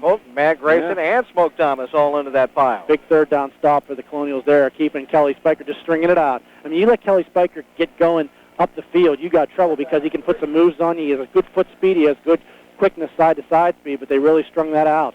And now 10 Colonials up on the line of scrimmage for this punt. 4th down and 3. Follis is in to kick. Receives it at the 39. He boots it into the wind. It's hung up. Nick Downs calls for a fair catch, grabs it at the 18. And the Colonial offense is back on the field with 11:08 to play in the 3rd quarter. Dayton holds on to a 6-0 lead over the Colonials. Well, it's back on the offense now, Chris, to put something together. Run, pass, mix it up, do whatever they need to do to get the ball down the field and get into scoring position. You know, once they can get in scoring position, they do a very, very good job. Robert Morris 12 for 12 in the opponent's red zone this year, scoring points. Let's see what the offense can do. Kevin Walkus starts the second half at the left guard spot. He missed last week because of his brother's wedding. And now the run to Dorsett off the left side, and Dorsett's going to find maybe a yard or 2 at best, and that's all as Dayton quickly polished him away. Yeah, it's kind of been sink or swim for Sam today. He picked up 22 yards on the last play of the first half. Dayton in its prevent defense looking for a pass. But other than that, everything has been in the 2 or 3 or 4 yard range. He had an 11-yard run and another 11-yard run early in the first half. That's been it. Levchick drops back, wants to throw, has time, steps into the pocket, fires over the middle and throws behind the intended receiver on the play. That's Gill, the tight end, who fell over at the 45-yard line trying to reach back for that ball. Incomplete. And it's 3rd down and 8 yards to go now for the Colonials at their own 21-yard line. Levchick bounced that ball behind Andrew Gill. Coverage on the play by Marty McNamara. And now the Colonials in 3rd and long.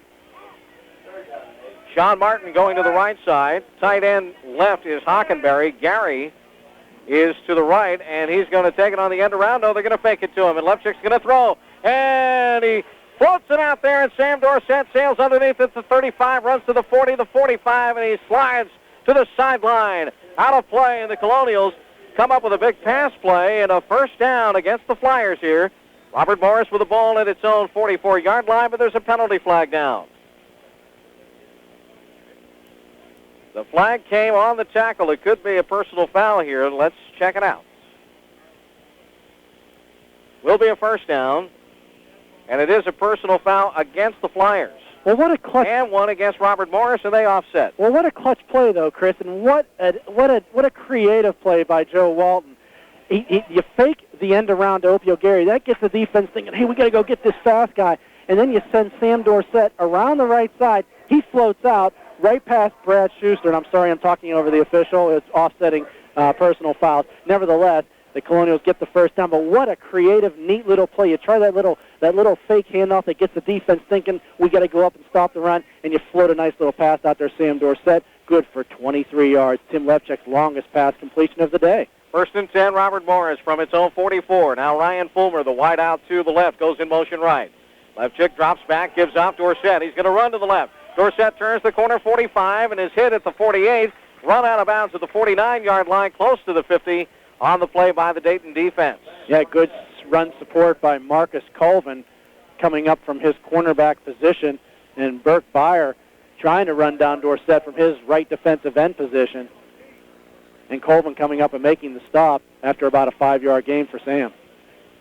Second down and 6 officially here, just shy of 5 on the gain. We have 10 minutes, 7 seconds remaining in the third period. The clock is stopped as Dorsett traipsed out of bounds. 6-0, Dayton leads. Colonials with a slot to the right side, and Gary and Martin. Martin in motion to the set now. End around, give to Martin, 50, 45. Martin puts his head down, takes a banging.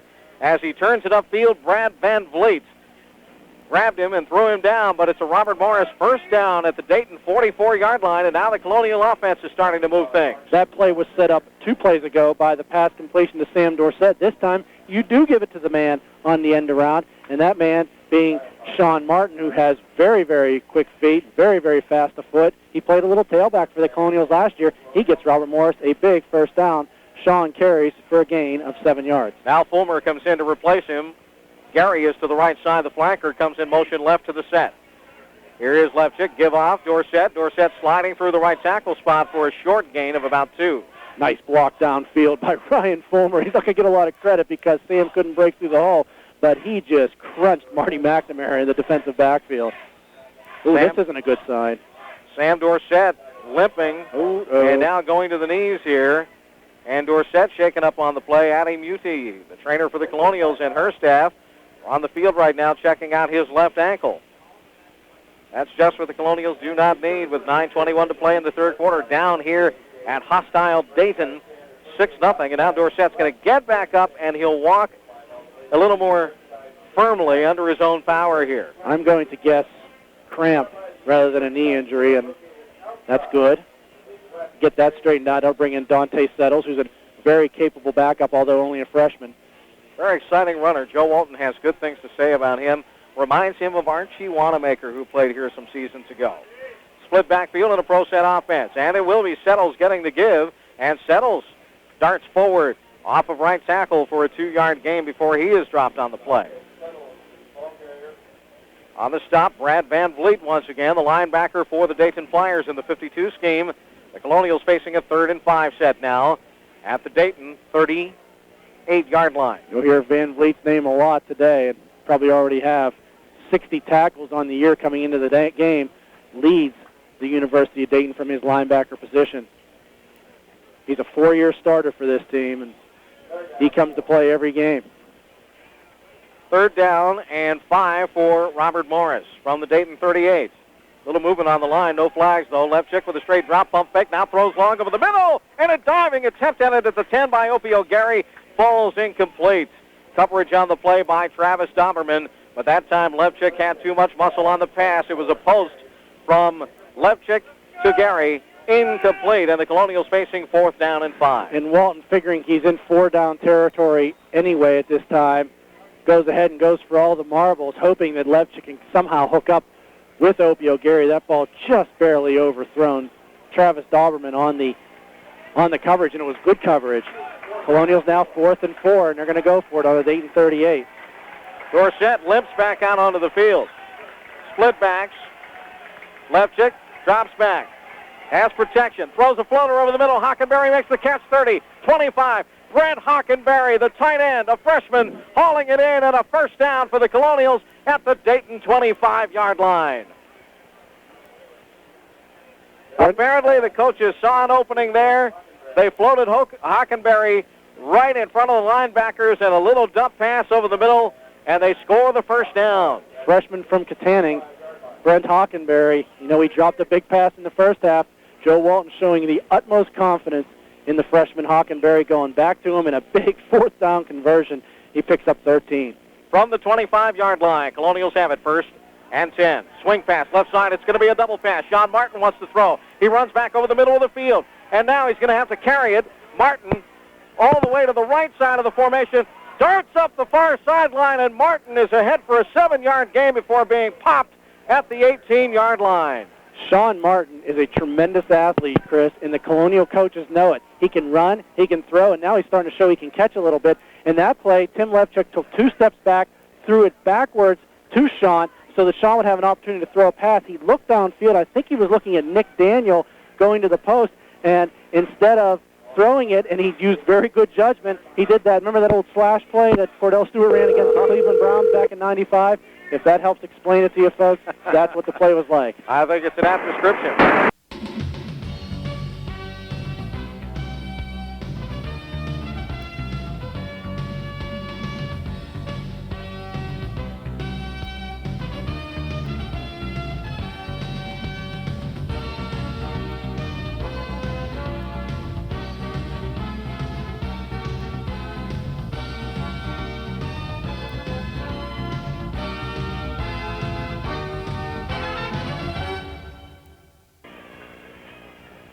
Well, we have some technical difficulties here. It is 4th down and 10, and the Colonials going to have to line up for a field goal. We'll get you caught up here in just a second on what happened. Ball spotted at the 18, a 28-yard attempt by Carlo. The kick is up. With the wind at his back, it is up, and it is good. So the Colonials, with 6:48 to go here in the third period of play, get on the board for the first time today. It is Dayton 6 and Robert Morris 3 with 6:48 left. Third period. Marty, because we got bumped out of the airwaves, we're going to have to recap some of this. I know that the Colonials tried some passing, and some of the balls got batted down there. That was after Sean Martin set them up. Yeah, Sean Martin. The red zone. That's right, Chris. Sean Martin, a 7-yard run, trying a little bit of a gadget play. He stepped behind the line of scrimmage and didn't find anybody open, so he ran for 7. A 6-yard Sam Dorsett run got it down to the 18, and then 3 straight incomplete passes for the Colonials. Levchuk looking for Nick Daniel. It was incomplete. Then he looked for Sean Martin on the left side, incomplete. And then he had the ball batted down at the line of scrimmage by Dan Schmidt. And then Jeff Carlo putting through a 28-yard field goal to get the Colonials on the board with 6:48 to go and cut the Dayton lead in half to 6-3. Well, they got some points out of it. That's the good thing. Robert Morris moved the football. That is an even better thing. And the Colonials showed that they can do some damage here against Dayton. Now, the pressure is on the defense to keep Dayton pinned back and see if they can get that ball back. Yeah, it's on the defense a little bit now, and that's okay. Dayton still has 7 minutes that they have to go into this little bit of a breeze. But, again, the Colonials are going to have to try to gut this one out and do whatever they can to come up with a victory. This has been a little more of a defensive struggle, Chris, than I think we thought was going to happen, with Dayton allowing 440 yards in offense per game. We didn't expect it to be such a defensive struggle. We thought that the offenses were going to be able to go up and down the field. A 15-play, 69-yard drive that took 4 minutes and 20 seconds for the Colonials to score. And it culminates in a 28-yard Jeff Carlo field goal. And now Carlo goes into kick formation, kicks off, and the ball will bounce 9 yards deep in the end zone, and the touchback is called. Dayton will have the ball at its own 20-yard line. We knew it was going to be a war coming into this ball game here today. Dayton has had his chances. They have just one score on the board. Robert Morris has had a tough time moving against the Flyers defense. Finally, they get it in gear, and their first scoring drive ends in a 28-yard field goal. It's 6-3, Dayton on top. 6:43 left, third quarter. Chris, this is the Robert Morris offense is averaging close to 40 points a game, but again, they haven't played anybody like Dayton this year either. That's for sure. Now the run will go to Jermaine Bailey, and Bailey crashes into the right side of the line for a gain of 2 yards on the carry. And he will draw a lot of white jerseys. Chris Young was there. leading the way for Robert Morris. 2nd down, 8 after a gain of 2. Dayton going right back to, there's no secrets here. Dayton is going to run the football, and they have the lead. They should run the football, try to knock out some time. 2nd down, 8 yards to go for the Flyers. Now they're going to send a slot left formation and a wide out to the right. Spiker goes into the shotgun. He stands there, and it's a shovel pass, and it's loose, and it is recovered by Brad Carrot, but again, it's a forward pass, so that counts as an incompletion. Carrot was right on it, though. Yeah, that's the thing about those shovel passes. They are incomplete passes if they're dropped, and I couldn't see who Spiker was intending his pass for. He had both George and Bailey as his sidecars in the shotgun formation, and I don't think either one of them was close to the football. It is 3rd down and 8. Now the Colonial defense tightening up. Here's a pitch and a sweep. Bailey will try to turn the left corner. He turns on the Jets, and Bailey breaks by one of the Colonials, Craig Hurlin, and he's already into the secondary down to the 40, and finally he's rolled out of bounds on the far side by Jason Hempstead of Robert Morris. But he picks up great yardage all the way down to the Colonial 32. You got to wonder what happened on that play, Chris. And I think a big block thrown out there by the split end, A.J. Cohen. We'll get a look at it here on instant replay, but nothing. But another good block, too, by number 81, Tim Bates, the tight end, springing Bailey down the line. A huge gain. That's going to put him over 100 yards on the day, 61 yards on the play for Jermaine Bailey. 1st and 10, Dayton with the football at the Colonial 33. High backfield, a pro eye set this time for Spiker. He's going to run the option to the near side, the right. And the pitch goes to Bailey. He's at the 30, 25, 20. Bailey still on his feet to the 15, to the 10, down to the 5, and spun out of bounds at the 4-yard line by Nick Downs of the Robert Morris Colonials. But another big play, and Dayton is right at the welcome mat now. Well, not only that, Dayton has a chance to go in for 6 points and really put some heat on the Colonial offense if they can do so. Boy, big offensive series for Jermaine Bailey. A 30-yard run that time for Jermaine Bailey down to the Colonial 5. 1st and goal, Dayton. Full house backfield. Spiker getting set to draw the snap with 5:39 to go in the 3rd. He's going to run the option. He'll run it himself, and he'll take it all the way down to the 1-yard line, and he is pummeled as he carries that ball forward. Joe Austin off the corner came back and put a lick on him. Jason Hempstead was there as well. I sometimes wonder, Chris, how these guys get up from these collisions, and Joe Austin feeling the worst effects of that one, but he did. He laid into Spiker from behind. Spiker gets it all the way down to the 1-yard line. 2nd and goal from there. 5:11 to play, 3rd quarter. Dayton leads 6-3. Full house backfield. Spiker takes the snap, turns and gives a dive over the middle, and a touchdown for David George of the Dayton Flyers. He lunges into the end zone from 1 yard away with 5:03 to play here in the 3rd period, and the Flyers take a 12-3 lead over Robert Morris. Well, that's a fine how do you do. Colonials come down and put a field goal up to make it 6-3, and Dayton just comes back and knocks it down the Colonials' throats. Big 61-yard run by Jermaine Bailey set that one up. Dayton on a long drive, they go in and score, make it 12-3, try to go up 13-3 with the extra point. Obert, and again a bobbled snap by Jeremy Josetti, but this time they're able to control it. They kick it up, and it's good. 13-3, Dayton leads. 5 minutes, 3 seconds left. 3rd quarter will return in 60 seconds on the Robert Morris Colonial Football Network. WPIT Pittsburgh. 5:03 left, 3rd quarter. Chris Shublin, Marty Galosi here in Dayton at Welcome Stadium.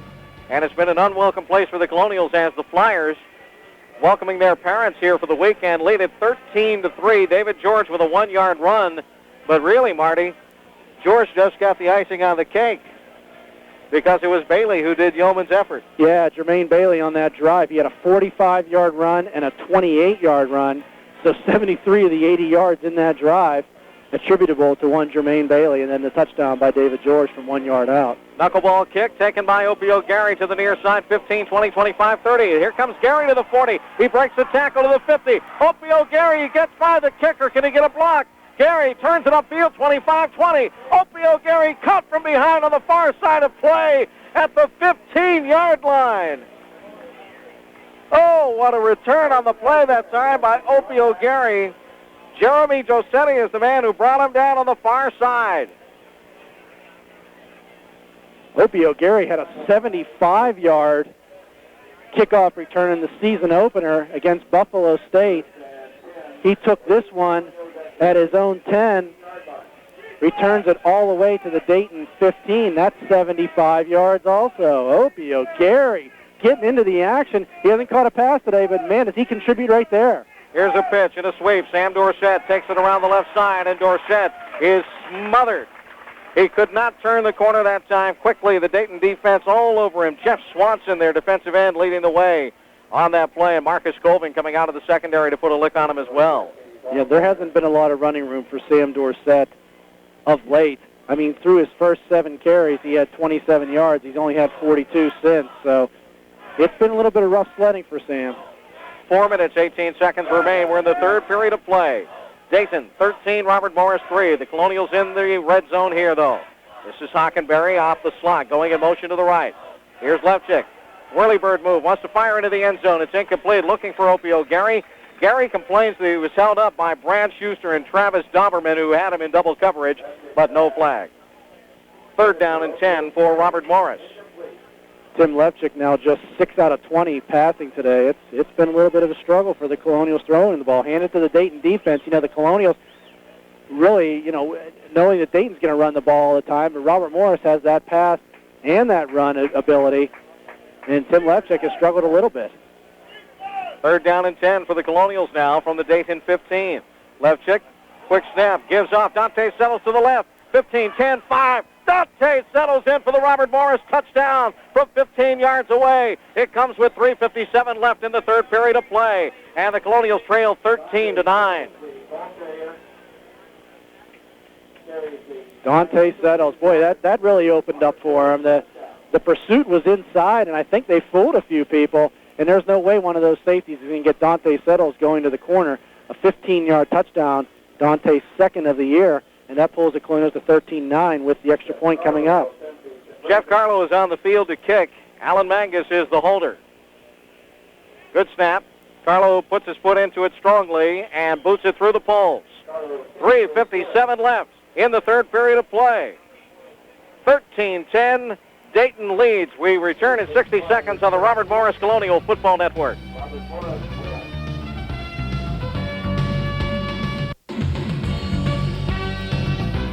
Back live at Welcome Stadium in Dayton, 13-10. The UD Flyers holding on over Robert Morris right now. Dante settles with that 15-yard run, but it was all Opio Gary setting him up. Yeah, 70-yard kickoff return for the Big O. And, boy, the offense that was missing in the first half, 6-0 Dayton at halftime, we've had a little bit of offense here in the third quarter, 17 points.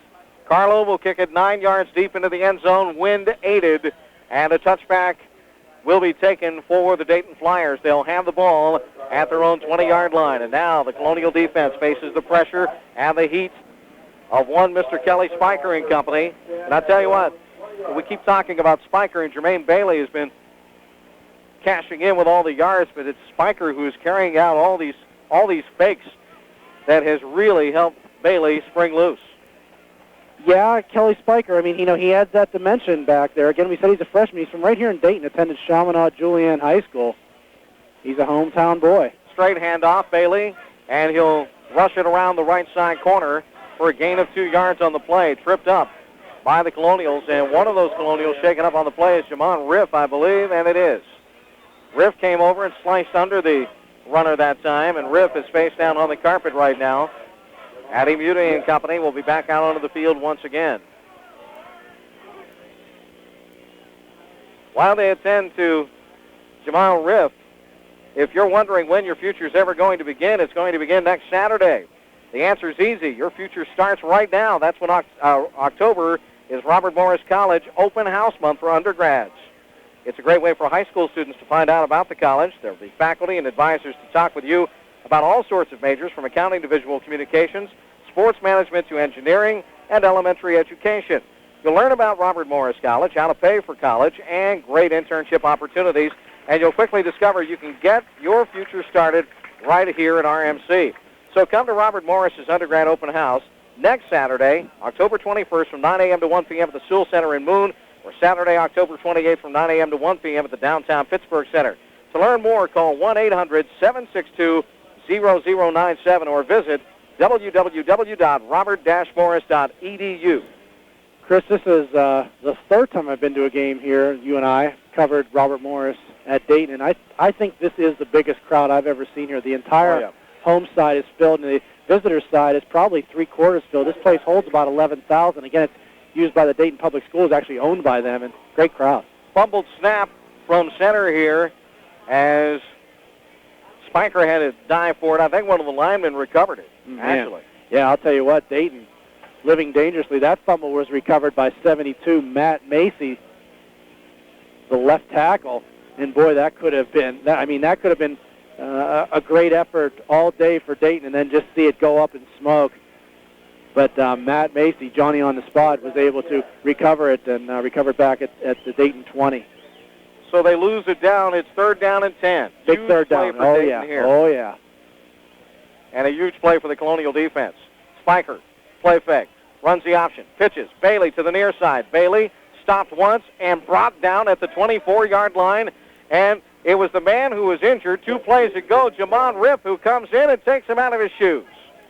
Yes, it was, Chris. Jamon Riff, second-team All-Northeast Conference last year, holds Bailey to a 5-yard gain, and now the Colonials get the ball back, hopefully in decent field position with a little bit of time to work with that wind at their back. Jeff Follis will punt. He will field the snap at the 12. Nick Downs is set to receive for the Colonials at his own 43. 2:09 to play, third quarter. Dayton leads 13-10. And now a skying punt by Follis. And Downs will haul in the fair catch at the 37-yard line, backing up about 3 steps. Colonials take over offensively with 2 minutes left in the third. Dayton leading by 3. And a great game here this afternoon is shaping up between Dayton and Robert Morris. The Colonials number 1 in the rankings, Dayton number 2. Chris, you mentioned Sam Dorsett was still limping after being injured, and we do see now Dante Settles back out there as the Colonial tailback. So the freshman Settles will be the go-to guy, at least for the foreseeable future, the freshman out of Washington, D.C., Northwestern High School. Let's see if Opio Gary does not play a bigger role in this drive. Lefchick with a quick toss out to the right side, looking for Gary. Overshot him that time at the 45-yard line, incomplete.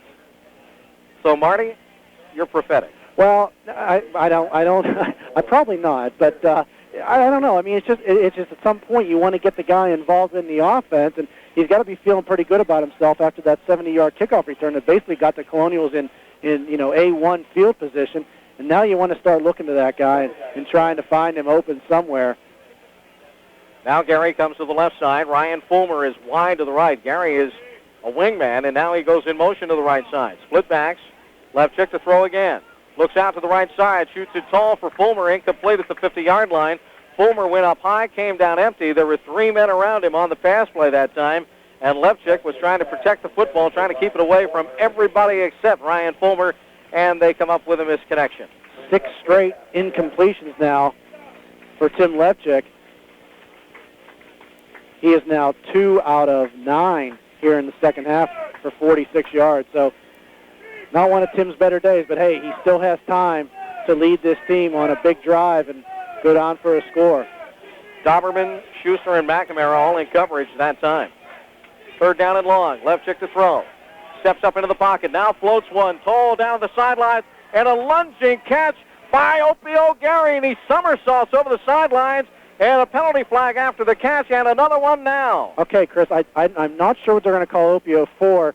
It might be a call on Opio Gary going out of bounds and coming back in. But a great catch down the right sidelines. And the Colonial bench seems to think it might be against them, at least the way they reacted. But let's let the officials sort it out. I'm not sure what the call is.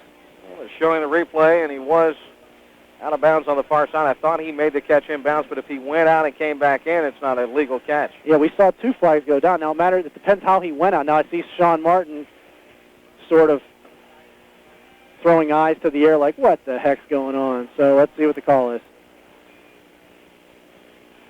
Pass interference against Dayton. Declined. Personal foul against Robert Morris. This is after the catch. And on the sidelines, I would imagine. Well, the official will tell us.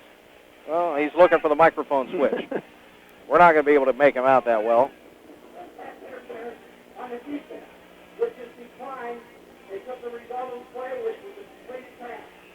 All right. Personal foul on the offensive team, 15 yards from the end of the run, automatic first down. All right, that makes sense. The Colonials get the catch by Opio Gary. The pass interference call against Dayton is declined by Robert Morris because they want to keep the catch. Meanwhile, Robert Morris with a personal foul with some extracurricular activity on the sidelines on the far side, so they are penalized 15 yards from the end of the run after the catch. Gary went out just before the 35. They penalized the Colonials back inside the midfield line, just shy of the 50.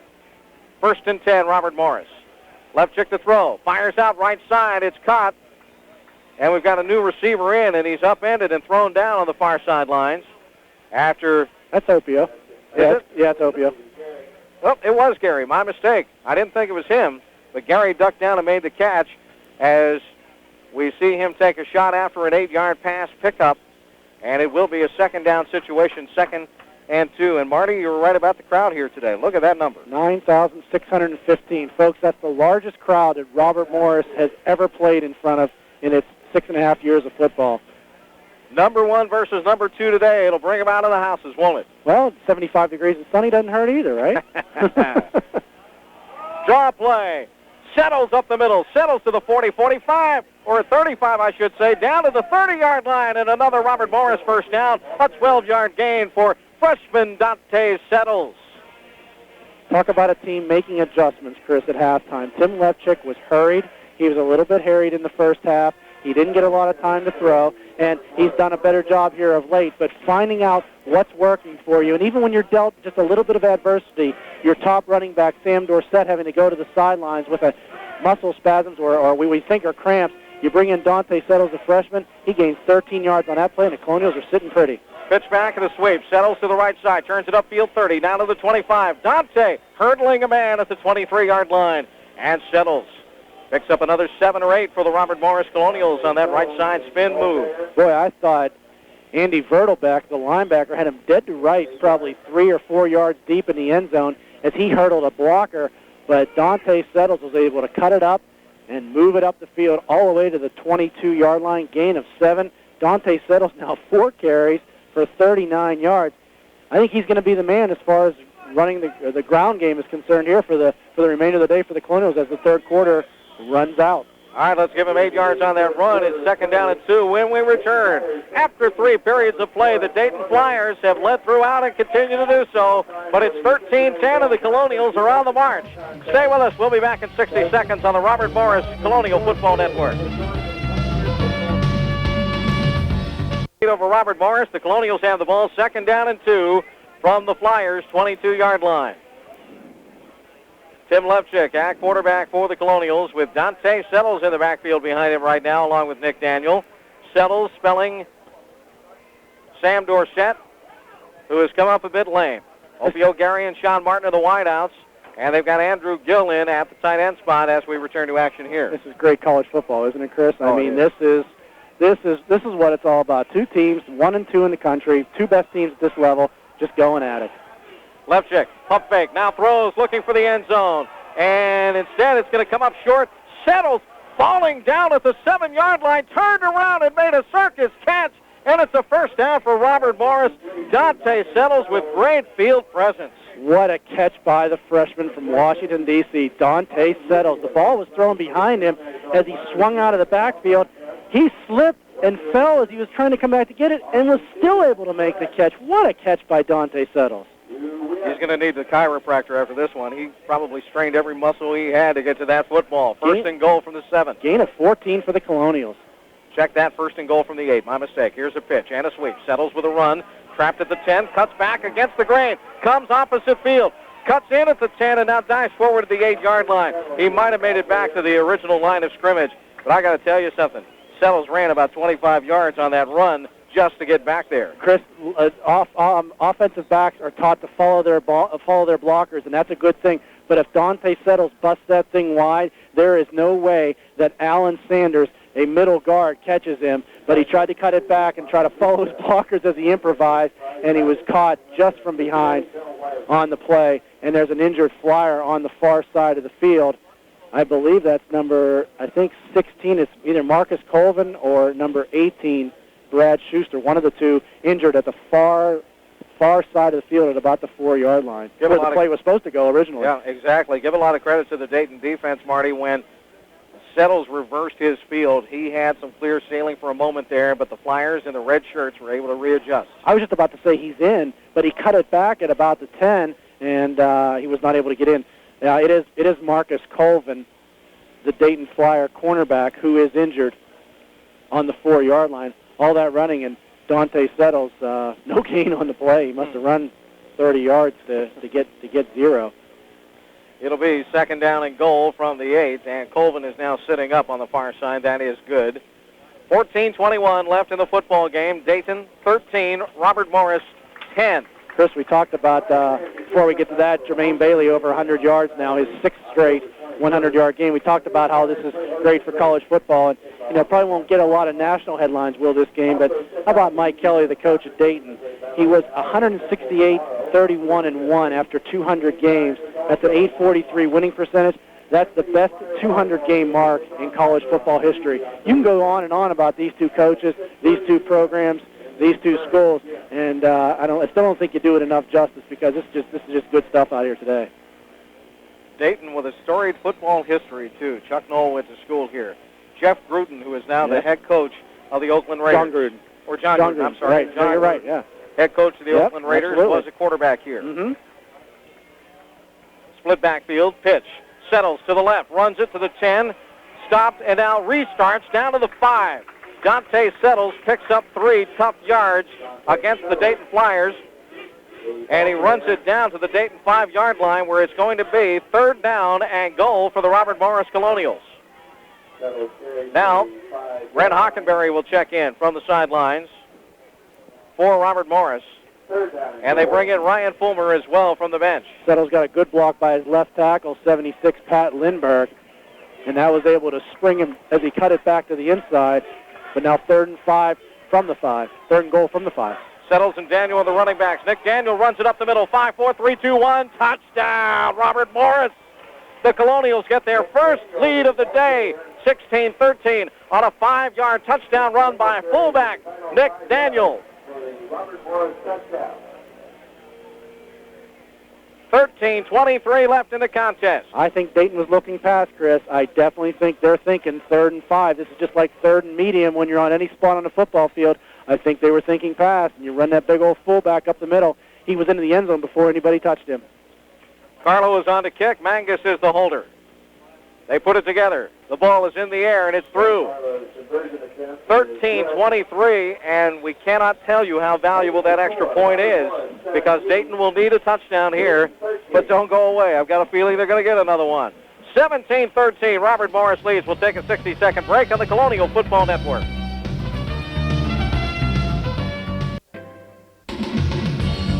Robert Morris takes his first lead of the day with 13:23 left in the football game. The Colonials are up 17-13 over the UD Flyers here at Welcome Stadium this afternoon, and now Jeff Carlo will kick off into the wind. And he punches it hard, and it will bounce at the 15 and roll to the sideline, so that will be a penalty. And Dayton and their return men very wisely let that ball trickle out of bounds. That was Ryan Jones who was back there, and they're going to get the ball upfield instead. Yeah, that was, you take that thinking for granted, but let's keep in perspective that these are 18 to 22-year-old college students, and then, yes, they're smart, but again, it's that maturity factor, and that was good thinking by Ryan Jones to let that bounce out of bounds. That gives Dayton great field position. We're going to check scores as soon as we get a chance. Adam Gusky is at our studios in Pittsburgh, but look at Minnesota and Ohio State in the fourth period. 29-17 Minnesota in the fourth quarter. Sorry to steal your thunder on that one, Adam. We'll be getting to him. He'll have plenty more. That'll knock the Buckeyes out of the national championship race. Play action. Spiker runs it upfield now. Spiker tripped up after a 5-yard gain. It was Matt Grayson who got him at the 40-yard line. Again, the ball went out of bounds, so Dayton gets it at the 35, and they pick up 5 on that first down play. And right now, Marty, all the pressure in the world, at least in the football world of the Colonials, is right on the defensive members of this club. Yeah, and the double-edged sword with, Kelly Spiker, and the fact that he doesn't take a lot of time to look through his options when he does go back to pass. He tucks and runs. He still picked up 5 yards, though. Here's a pitch. This is Jermaine Bailey trying to turn it around the left corner, and Bailey tripped up on the line of scrimmage, goes down at the 40. Good defensive pursuit by the Colonials there. Yeah, Ray Thomas. That was Ray Thomas. Smoke. Yeah, Smoke was even falling backwards, and he was still able to make that tackle. We're glad to have Smoke and Opie O'Gary back this year. A little bit of NCAA help. I shouldn't say help on that one, but they were both academic casualties their freshman year. They both graduated this past summer, and they're back with the team for their senior years. Now blitz coming, and the Colonials trying to get to Spiker. Oh, Spiker bounced off the AstroTurf, and I think he's going to get that first down out to the 46. Better believe it. Woo. Wow, that's a big play. Spiker get that first down. Looked as if he was trapped at the line, and somehow in that second effort, and this kid is quick, he was able to dart forward.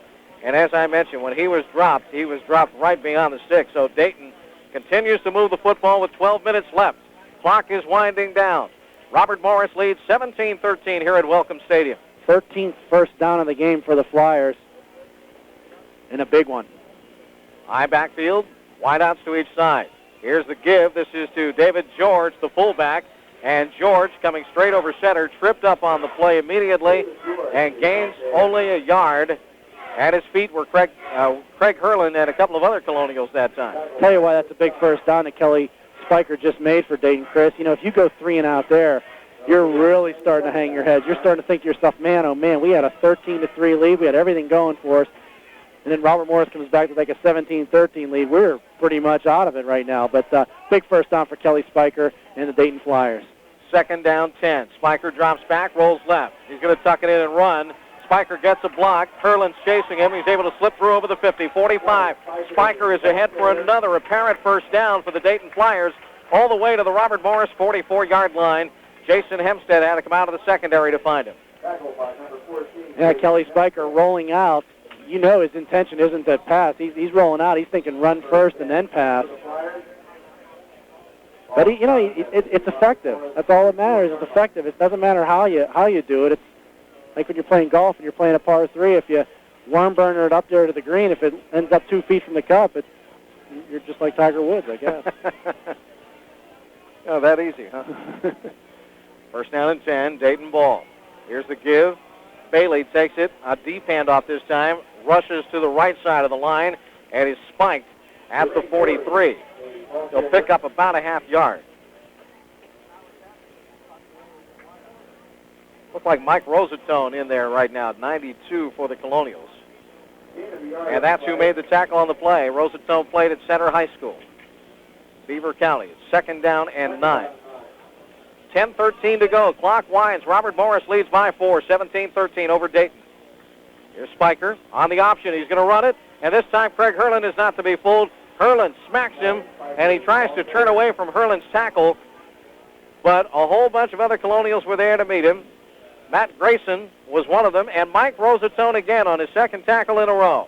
Yeah, Rosatone in there for a while. The Colonials really rotate that defensive tackle spot. Rosatone, Murray Poole, you'll see Chris Riley in there on occasion. Riley playing not too far from home. He's from down in Cincinnati.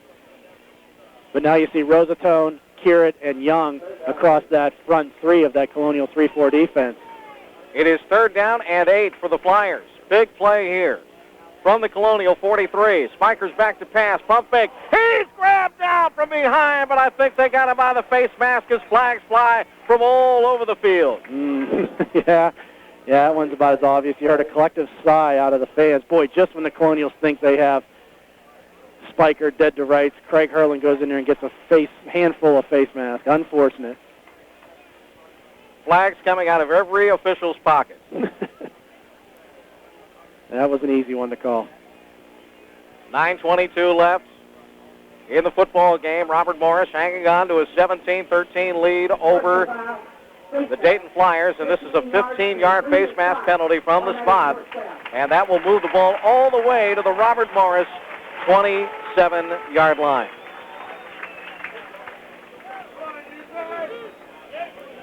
Dayton with a first down and 10 from there. A.J. Cohen is in as a flanker to the right side. Jones is to the left.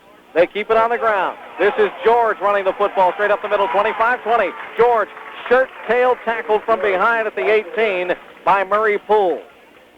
Well, we'll remember that play, that face mask. Unfortunate. That would have stopped Dayton's drive at about midfield if Craig Herlin can make that tackle without getting some face mask, but that does give Dayton the automatic first down, and now the Flyers are really in business at the Colonial 18.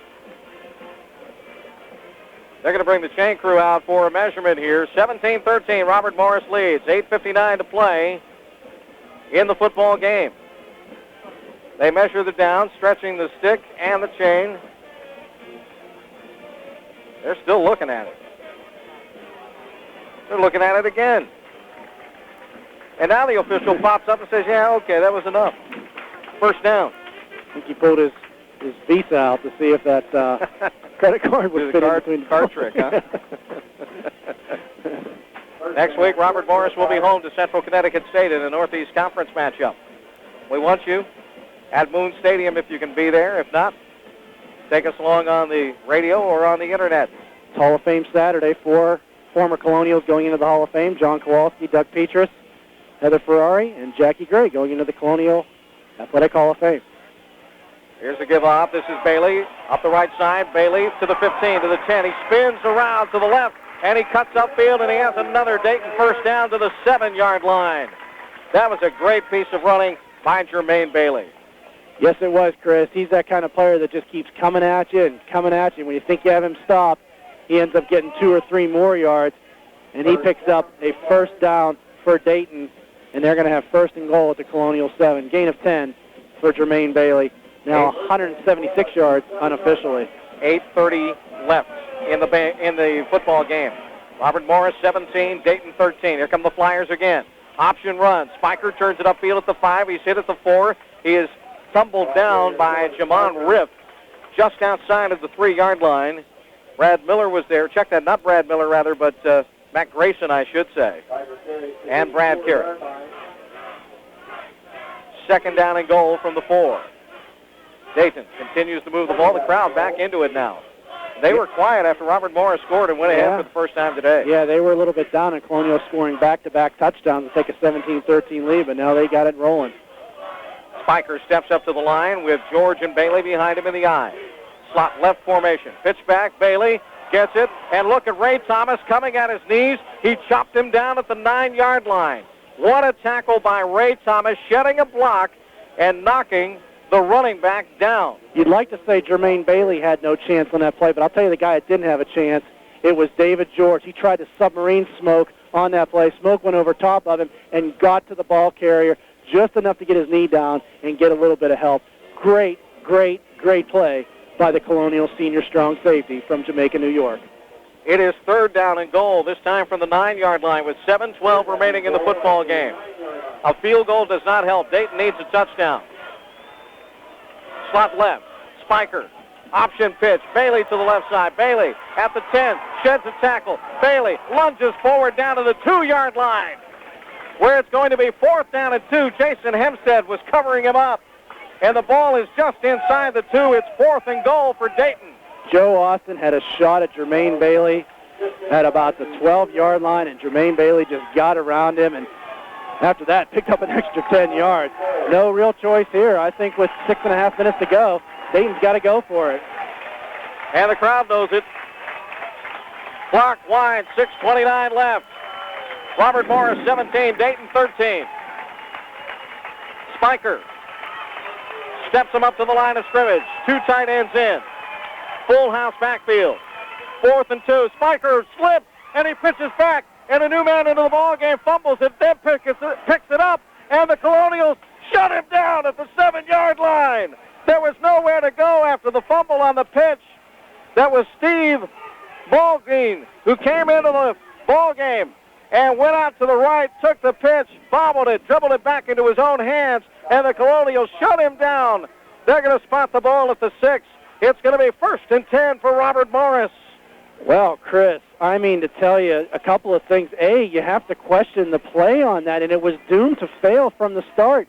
Kelly Spiker almost tripped coming out of center, and then to option it to Steve Mulqueen for the first carry of the game. Jason Hempstead was right there to make the tackle, and then he got plenty of help. Hey, this game's a long way from over. 6:07, the Colonials got to go into the win. They got to make a few first downs. Levchick gives off. This is Settles running the football. Settles off of right tackle, takes it up near the 10-yard line where he's tripped up after a gain of 4 on the carry. And with 5:55 and the clock winding down, Marty, you said a mouthful when you said the Colonials need some first downs. Well, and the other thing is, we talked about Dayton being so successful on 4th down this year. That's only the second time this year in 13 tries that they have failed to make a 4th down conversion. Fulmer to the left, Gary is to the right. Settles and Daniel are the running backs. They're tight in the backfield behind Levchick. 2nd down. Levchick drops back, wants to throw. Goes long downfield for Opio Gary. He makes the catch at the 45-yard line and tumbles down at the 50. Opio Gary running a post straight down the middle of the field. Split 2 defenders on the play in Marcus Coleman and Travis Doberman. And now Gary, after taking that somersault flip, is hurt, and they're checking on him. But the Colonials get themselves some big-time breathing room. They have the ball at the Dayton 49-yard line. He isn't hurt. He's just upset he didn't keep his feet and put in those track team afterburners. No, maybe he is. Okay, I'll give him the benefit of the doubt. He's an honest young man. Or do you think he has the varsity limp? No, he has. Yeah, I think it's a cramp. I think it's a cramp from the heat, Chris. Who would imagine? October 14th, we'll be playing in almost 80-degree weather. But I think he's thinking to himself, man, I wish I could have kept my feet because I could outrun those guys to the end zone.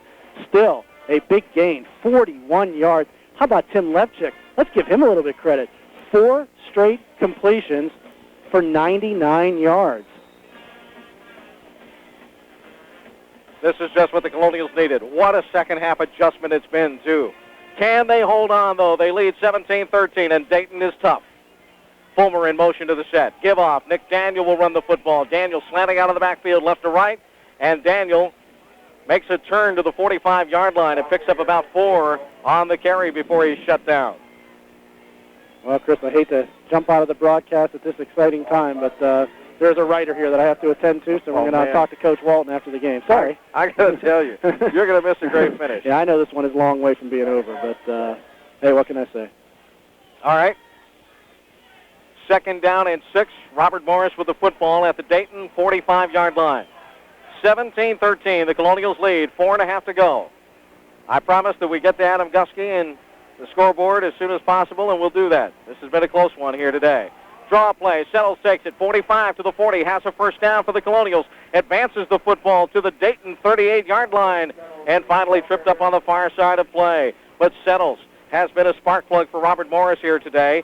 The tackle made by Andy Vertelbeck. Settles had to come in and play most of the second half because Sam Dorsett went out injured. And Settles has been a real fire plug. Colonials with the football and a renewed set of downs here. 1st and 10, Robert Morris at the Dayton 38. 4:08 to play in the game. Settles the single setback now. Hockenberry, the tight end, steps off the line to the left, moves to the right. This is Levchick dropping back, short drop. He looks long. He's got a man down near the 5, and that is Ryan Fulmer, and it's incomplete. Fulmer had bumped into Marty McNamara looking for the ball. Or check that, not Fulmer. I should say Sean Martin was the man on the streak down the sideline, and it's incomplete. But he had bumped into Marty McNamara. No harm, no foul. That stops the clock with 3 minutes, 54 seconds left in the football game. The Colonials lead 17-13, but I've got a feeling it's not over yet. Now Gary goes to the slot. He's back in the lineup. Fulmer is to the right. Martin is to the left. Play action. Levchick wants to swing the ball, and he does so. He was hit as he turned around to try to throw that swing pass to Dante Settles, and it turned into a lateral and not a forward pass. Settles very alertly scooped up the football and threw it out of bounds on the far side of play, and the Colonials will lose big yards, but they hang on to the football somehow, some way. What alertness by Dante Settles. Levchik was turned around, and as he let go of the football, he was not throwing forward. He was throwing laterally and behind him. That would have been a fumble. And you've got to rule it a fumble. Fortunately, the Colonials hang on, but it's 3rd and 23. And Dayton finds the spark for its defense. Now Gary to the left. Martin comes to the right side. Bourne is in as a flanker for the first time today. Here's a draw play. Dante Settles rushes straight forward. Settles gets it all the way to the 45-yard line where he's planted by the Flyers. And again, Andy Vertelbeck was there on the stop. 3:32 to play in the football game. Brad Van Vliet was there on the stop as well. It is 4th down and long, 4th and 17 for the Colonials. Bruce Rubenberg comes back into the ball game. The Colonials will try to pin.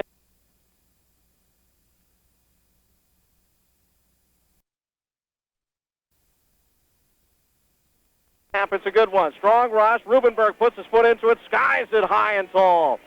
He evades the rush. It will bounce to the 25. It will take a Robert Morris roll, and finally the Colonials will down it at about the 19-yard line. And Dayton has possession of the football, and still 2:55 to play in the game. This is a dangerous Flyers football club. Right now, let's swing back to the studios. Adam Gusky has been patient with me. Let's go find out what's happening elsewhere. Adam, you've got about 30 seconds to tell me some other scores.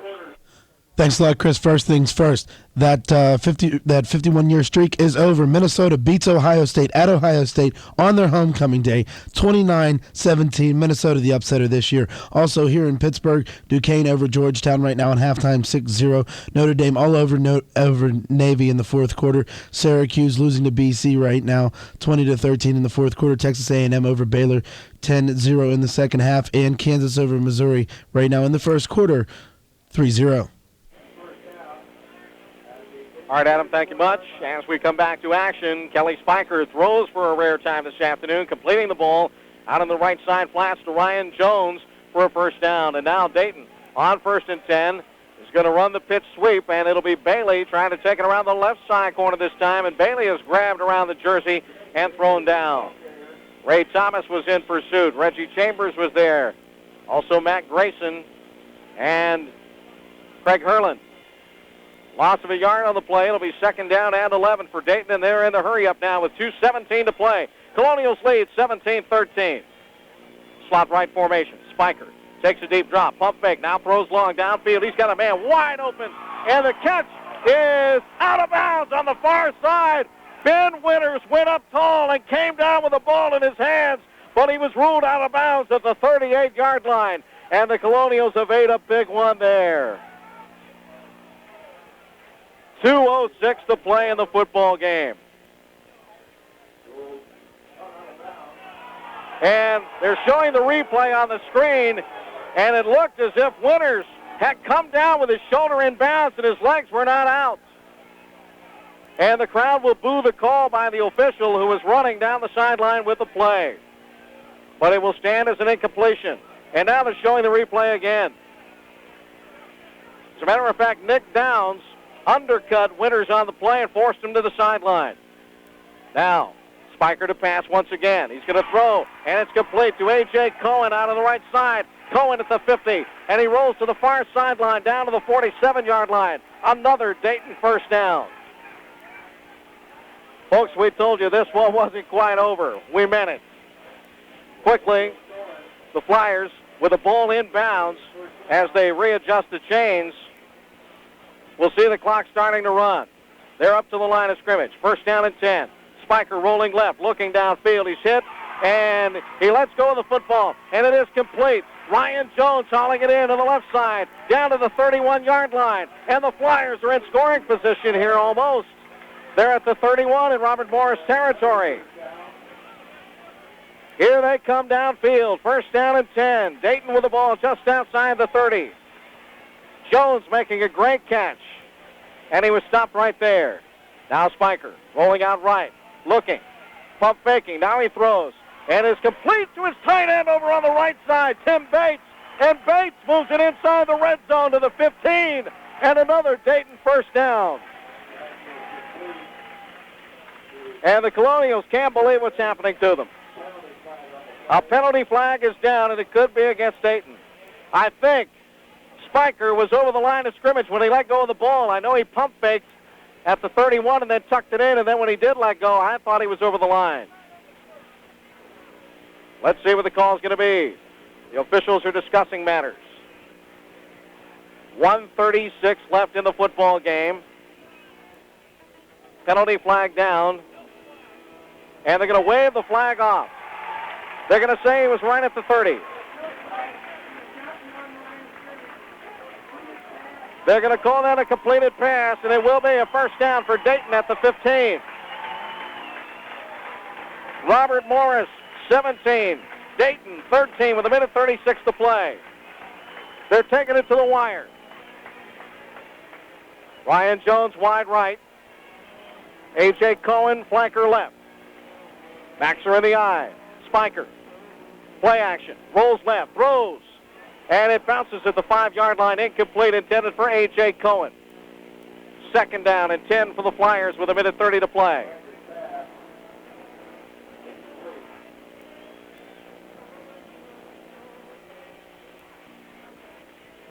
Robert Morris has a 17-13 advantage over Dayton. Dayton led all the way until the Colonials got the go-ahead score when Nick Daniel ran it in from 5 yards out with 13:23 to go in the fourth.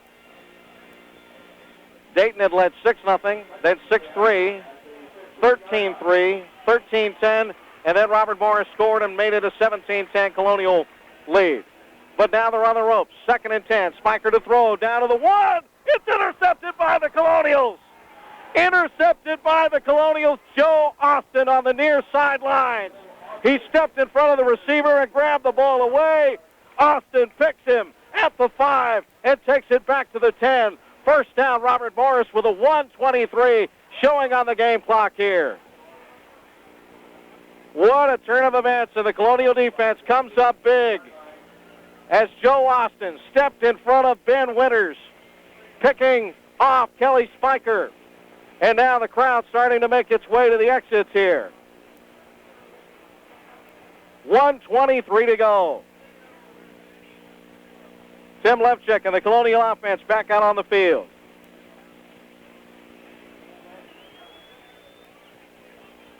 Sean Martin to the left, Gary to the right. Tight formation.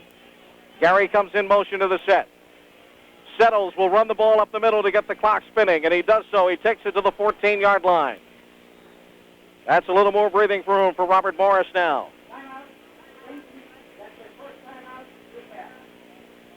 Dayton has called a timeout with 1:18 to play. 17-13, Robert Morris in the lead. We'll be back in 60 seconds on the Robert Morris Colonial Football Network.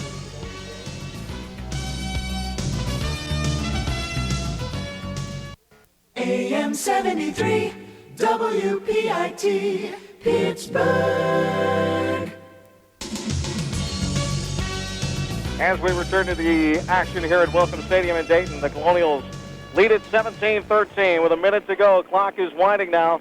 Dante Settles, after a quick timeout, took the ball and got the first down out to the 22-yard line, and that's where the Colonials had it. They needed that one. They needed that first down and got it. Now Settles will run the ball again. He's got to protect it. Settles turns the left corner, tripped up after about a 2-yard gain. And with 41 seconds left, Dayton has called its second timeout of the half. All the Flyers can do now is hope that Robert Morris turns the football over. The Colonials need to protect it. It is 2nd down and 8 with a timeout and 41 seconds remaining in the football game. Robert Morris, 17, Dayton 13, and this is the way we scored it. 6:17 to go in the first period. Jermaine Bailey ran it in from 7 yards out. The extra point kick failed. This, a drive of 76 yards and 11 plays in 5.5 minutes, came after a Robert Morris punt to the 24. Dayton led 6-0. The Colonials got on the board in the third quarter. 6:48 to play. Jeff Carlo with a 28-yard field goal. That drive went 69 yards in 15 plays, 4 minutes and 20 seconds, and Dayton was still up 6-3. Then with 5:03 to go in the third, David George made it a 10-point game on a 1-yard run. They had a great drive in which Bailey ran the ball twice, once for 51 yards, once for 28 yards, to move them 80 yards downfield in 6 plays in just a minute and a half. Jesse Overt's kick made it 13-3, and that's where Dayton led. And now the Colonials with 2nd down and 8 with 41 seconds left have the football. They're in the victory formation already. Levchik takes the snap, gets the clock rolling, and will take the knee. And Dayton will be forced to call another timeout here. And they do so with 37 seconds left. And that is it as far as timeouts are concerned for the Flyers. I had mentioned it was 13-3 with 5:03 to go in the third period of play. Then Robert Morris got an excellent kickoff return from Opio Gary. He took it 70 yards to set up the Colonials' next drive, a 3-play drive that went 15 yards in a minute 6 seconds, capped off by Dante Settles, who ran it in for 15 yards out. Carlo's kick put the Colonials up 13-10 at that moment. And without Gary and Settles, I don't know where the Colonials would be this afternoon. In particular, Dante Settles, who's come on to spell Sam Dorsett, who was shaken up in the first half of play. With 13:23 to go in the fourth period, the Colonials get the lead. Nick Daniel on a 5-yard run, followed by Carlo's kick, and that was the first lead for Robert Morris of the day. After Dayton had led 13-10 moments earlier, Robert Morris finishes off a 61-yard drive that went 10 plays in 3.5 minutes, 17-10 Robert Morris, and then, or I should say 17-13 Robert Morris, 17-13 Robert Morris, and that's where we are right now. Of course, Dayton was able to move the ball downfield, and it's seemingly they moved it at will, but Joe Austin stepped in front of a pass down at the 5-yard line on the near sideline and picked it off in front of Ben Winters. He intercepts Spiker, and Robert Morris is now trying to wind out the clock. And again, they're going to take the snap, and Levchik will drop back and genuflect to get the clock rolling. Dayton is out of timeouts, and the clock will continue to spin, and Robert Morris will win this ball game 17-13 here at Welcome Stadium today. A classic matchup is what we labeled it when we came into the ball game today and told you about it in the pregame show. A classic brawl is what we got. Robert Morris, the number 1 team in the nation, hangs on to its number 1 ranking with a 17-13 win over the UD Flyers here this afternoon. I'm Chris Shovlin with Marty Galosi. You stay tuned. We'll have our full postgame show coming up next. Plus, Adam Gusky will run down scores from elsewhere in the Northeast Conference and around the NCAA. Again, the Colonials win in Dayton 17-13 on the Robert Morris Football Network. You're listening to the Robert Morris Colonials on 7:30 a.m. WPIT Pittsburgh. Brought to you by M73 WPIT Pittsburgh. Well, I guess if you need to draw a comparison here today, you can say that 2 heavyweight boxers went at it toe-to-toe all game long. Robert Morris got the knockout punch when number 27, Joe Austin, stepped in front of a Kelly Spiker pass intended for Ben Winters down on the near side 5-yard line. He made the pick. Robert Morris runs out the clock, and they hang on with a 17-13 victory, perhaps the biggest, and I will say it was indeed, not even perhaps, it was the biggest victory in the history of the Robert Morris football program, which is now only 7 seasons old. The Colonials go to 5-0, knocking off the number 2 ranked team in the nation, the Dayton Flyers. Robert Morris hangs on to its number 1 ranking according to the Don Hanson Football Gazette, which ranks Division I AA mid-major football powers. Wow, what a game here today. I've got to go back a long time to figure out which game that I've done on the radio with the excitement of this one here today. The Colonials win it 17-13. Before we talk more about this, review the scoring, give you the numbers, let's swing back to the studios in Pittsburgh. One final check of the out-of-town scoreboard. Here's Adam Gusky. Thank you very much, Chris. You had me at the edge of my seat today, too, with that game out there in Dayton, Ohio. At halftime, Georgia over Vanderbilt right now, 23-16. In the third quarter, Southern Miss leading Tulane 35-10. South Carolina 13, Arkansas 0 in the third quarter. Purdue 28, Northwestern 14 in the third quarter as well. In the first quarter, Kansas 3, Missouri 0. Boston College over Syracuse 20-13. That's late in the fourth quarter. Now Texas A&M 10, Baylor 0. Notre Dame all over Navy 31-0 late in the fourth. And again, Chris, telling you just for one last time for anybody who hasn't heard it, the streak has ended. Minnesota, the spoiler, who's been the spoiler all year, upsets Ohio State at Ohio State 29-17. Back to you, Chris, in Dayton. All right, Adam, thank you so much. Yeah, Ohio State, there are going to be a lot of sad folks in Columbus on our way through here tonight. But I'll tell you something, the fans who made the trek over from Robert Morris have to be dancing in the aisles right now. We see most of them still hanging around over near the Colonial locker room, waiting to congratulate their sons on some fantastic play here today and their buddies. And they've got a big win here, 17-13, Robert Morris over Dayton. Again, reviewing the scoring of the game, the Flyers got on the board first with 6:17 to go in the first period of play. They seemingly moved the ball at will in junctures in this ball game at certain times. Jermaine Bailey capped off a 76-yard drive that went 11 plays with a 7-yard touchdown run. This was after Robert Morris's first possession of the game and a punt down to the 24-yard line. Dayton, 5 minutes and 37 seconds later, scored and went up 6-0. The extra point kick attempt was off to the right and failed. With 6:48 to go in the third period, Robert Morris finally got on the board. This after a 69-yard drive that went 15 plays in 4 minutes 20 seconds. Jeff Carlo booted a 28-yard field goal, and Dayton had a 6-3 lead at that moment. With 5:03 to go in the third period, David George ran the ball in from a yard out. That drive was highlighted by Jermaine Bailey with runs of 51 and 28 yards. He got it down to the 1-yard line. George took it in from there. They went 80 yards in only 6 plays right after Carlo put that field goal on, and Dayton, with the extra point this time by Jesse Obert, was up 13-3. Then, with 3:57 to go in the third period, O.P.O. Gary on a long kickoff return of 70 yards sets up the ball at the 15. Dante Settles carries it in from there on a third down play. Carlo's point makes it 13-10. Dayton still in the lead. That drive took only 3 plays, went 15 yards in just a minute plus. The Colonials didn't get the advantage until 13:23 remaining in the football game. Nick Daniel, after a 61-yard drive that went 10 plays in 3.5 minutes, ran it in from 5 yards out. Nobody knew he was going to carry the mail, especially that Flyer defense. Carlo's point after put the Colonials up 17-13. Then the Flyers moving downfield, they fumble the football away and lose it on a pitch by Steve Mulqueen. They were trying to run the ball on a sweep and a pitch sweep over to the right side. Mulqueen's first touch of the football of the day, fumbles the ball away. Robert Morris gets it back. They try to move it downfield, can't get very far. The Colonials ended up giving it back to Dayton. Dayton moves downfield.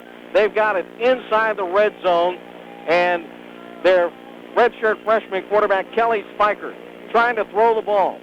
Moves it forward, passing down into the left side flats, looking for Ben Winters, his wide receiver. Winters steps up, tries to make the catch, but beating him to the ball, Joe Austin of the Colonials. He comes out of the secondary, intercepts the ball, and the Colonials run out the clock to hold on to a 17-13 victory here today. We'll take a 2-minute timeout. When I return, I'll run down some of the statistics in today's ball game for the individuals playing, and we'll talk more about this big victory. And I said the biggest ever in Colonial football history. 17-13, they hold off the number 2 Flyers to stay number 1 in the nation in Division I AA mid-major football. That's coming up next right here on AM 73 and on the World Wide Web.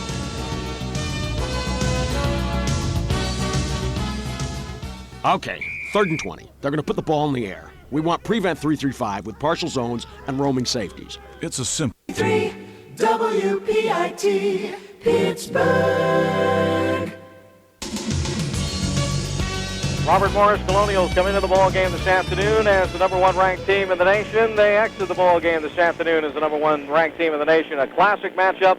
These Dayton Flyers are a team to be reckoned with. They are tough. They are loaded, but the Colonials were able to hold them off. 17-13, the final score here today. Robert Morris wins it at Welcome Stadium. Let's take a look at some of the final numbers on the ball game here today. First of all, rushing yardage. Dayton, as a team, 63 carries, 330 yards on the ground. Passing yardage, only 64 net. Robert Morris, meanwhile, had 38 carries, 168 yards. Passing, 155 today. Levchik was 10 of 27, no touchdowns, no interceptions. Meanwhile, it was the freshman Kelly Spiker for Dayton, who is a spectacular young player. He was 5 of 10. They don't pass all that much here in the Flyers offense. 5 of 10, but that last pass he threw was a pick. Joe Austin picked him off, and that shut down the ball game, and the Colonials were able to hang on for a 17-13 victory here today. Other individual numbers.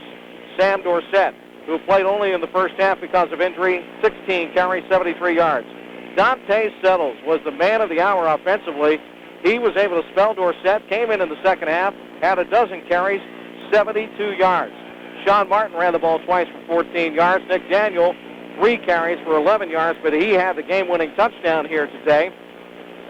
For the passing department, as I mentioned, Tim Levchik, 10 of 27, no interceptions, 155 yards on the day. Now let's move on to Dayton's rushing. Jermaine Bailey, spectacular running back, 30 carries, 186 yards in a losing effort here today. Spiker, their option quarterback, 17 times he ran the ball, 91 yards. David George had 12 carries for 67 yards for the Dayton Flyers today.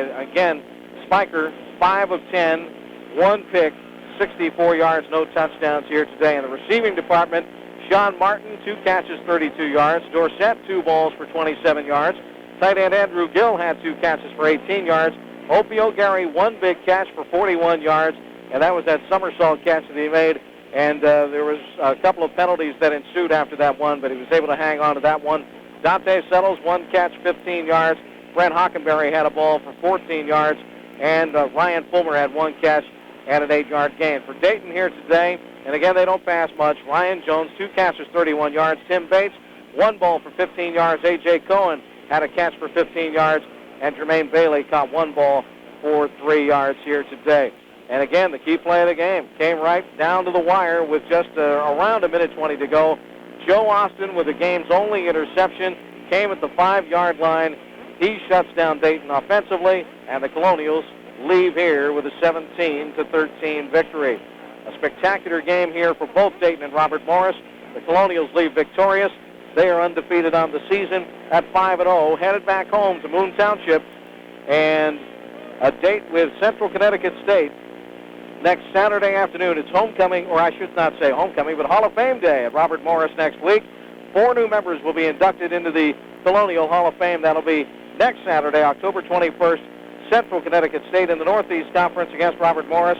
A 1:30 kickoff at Moon Stadium, and we'll be on the air with our full pregame show at 1 o'clock right here on WPIT in Pittsburgh and all along the World Wide Web on broadcast.com and NSNsports.net. Next week for the Dayton Flyers, they will be home against Drake at 1 o'clock here at Welcome Stadium. But again, the only thing that we can say in recap is the game proved to be all it was set out to be. We told you at the onset it would be a classic duel, a classic matchup between number 1 and number 2. That's exactly what we got here today. Number 1 prevails, and the Robert Morris Colonials stay number 1 here as they knock off Dayton by a score of 17-13. For Marty Galosi, and for Ryan Gavatorta and Adam Gusky back in our studios in Pittsburgh, I'm Chris Shublin. Thank you so much for joining us here today. Again, the final score, Robert Morris 17 and Dayton 13. We'll talk to you next Saturday afternoon at 1 o'clock from Moon Stadium, where the Colonials take on Central Connecticut State University right here in some more college football. I'll tell you what, if it's one like this one, they're going to have to bring a doctor into the house for all of us. Again, final score, Robert Morris 17, Dayton 13. We'll talk to you next week right here on the Robert Morris Colonial Radio Network.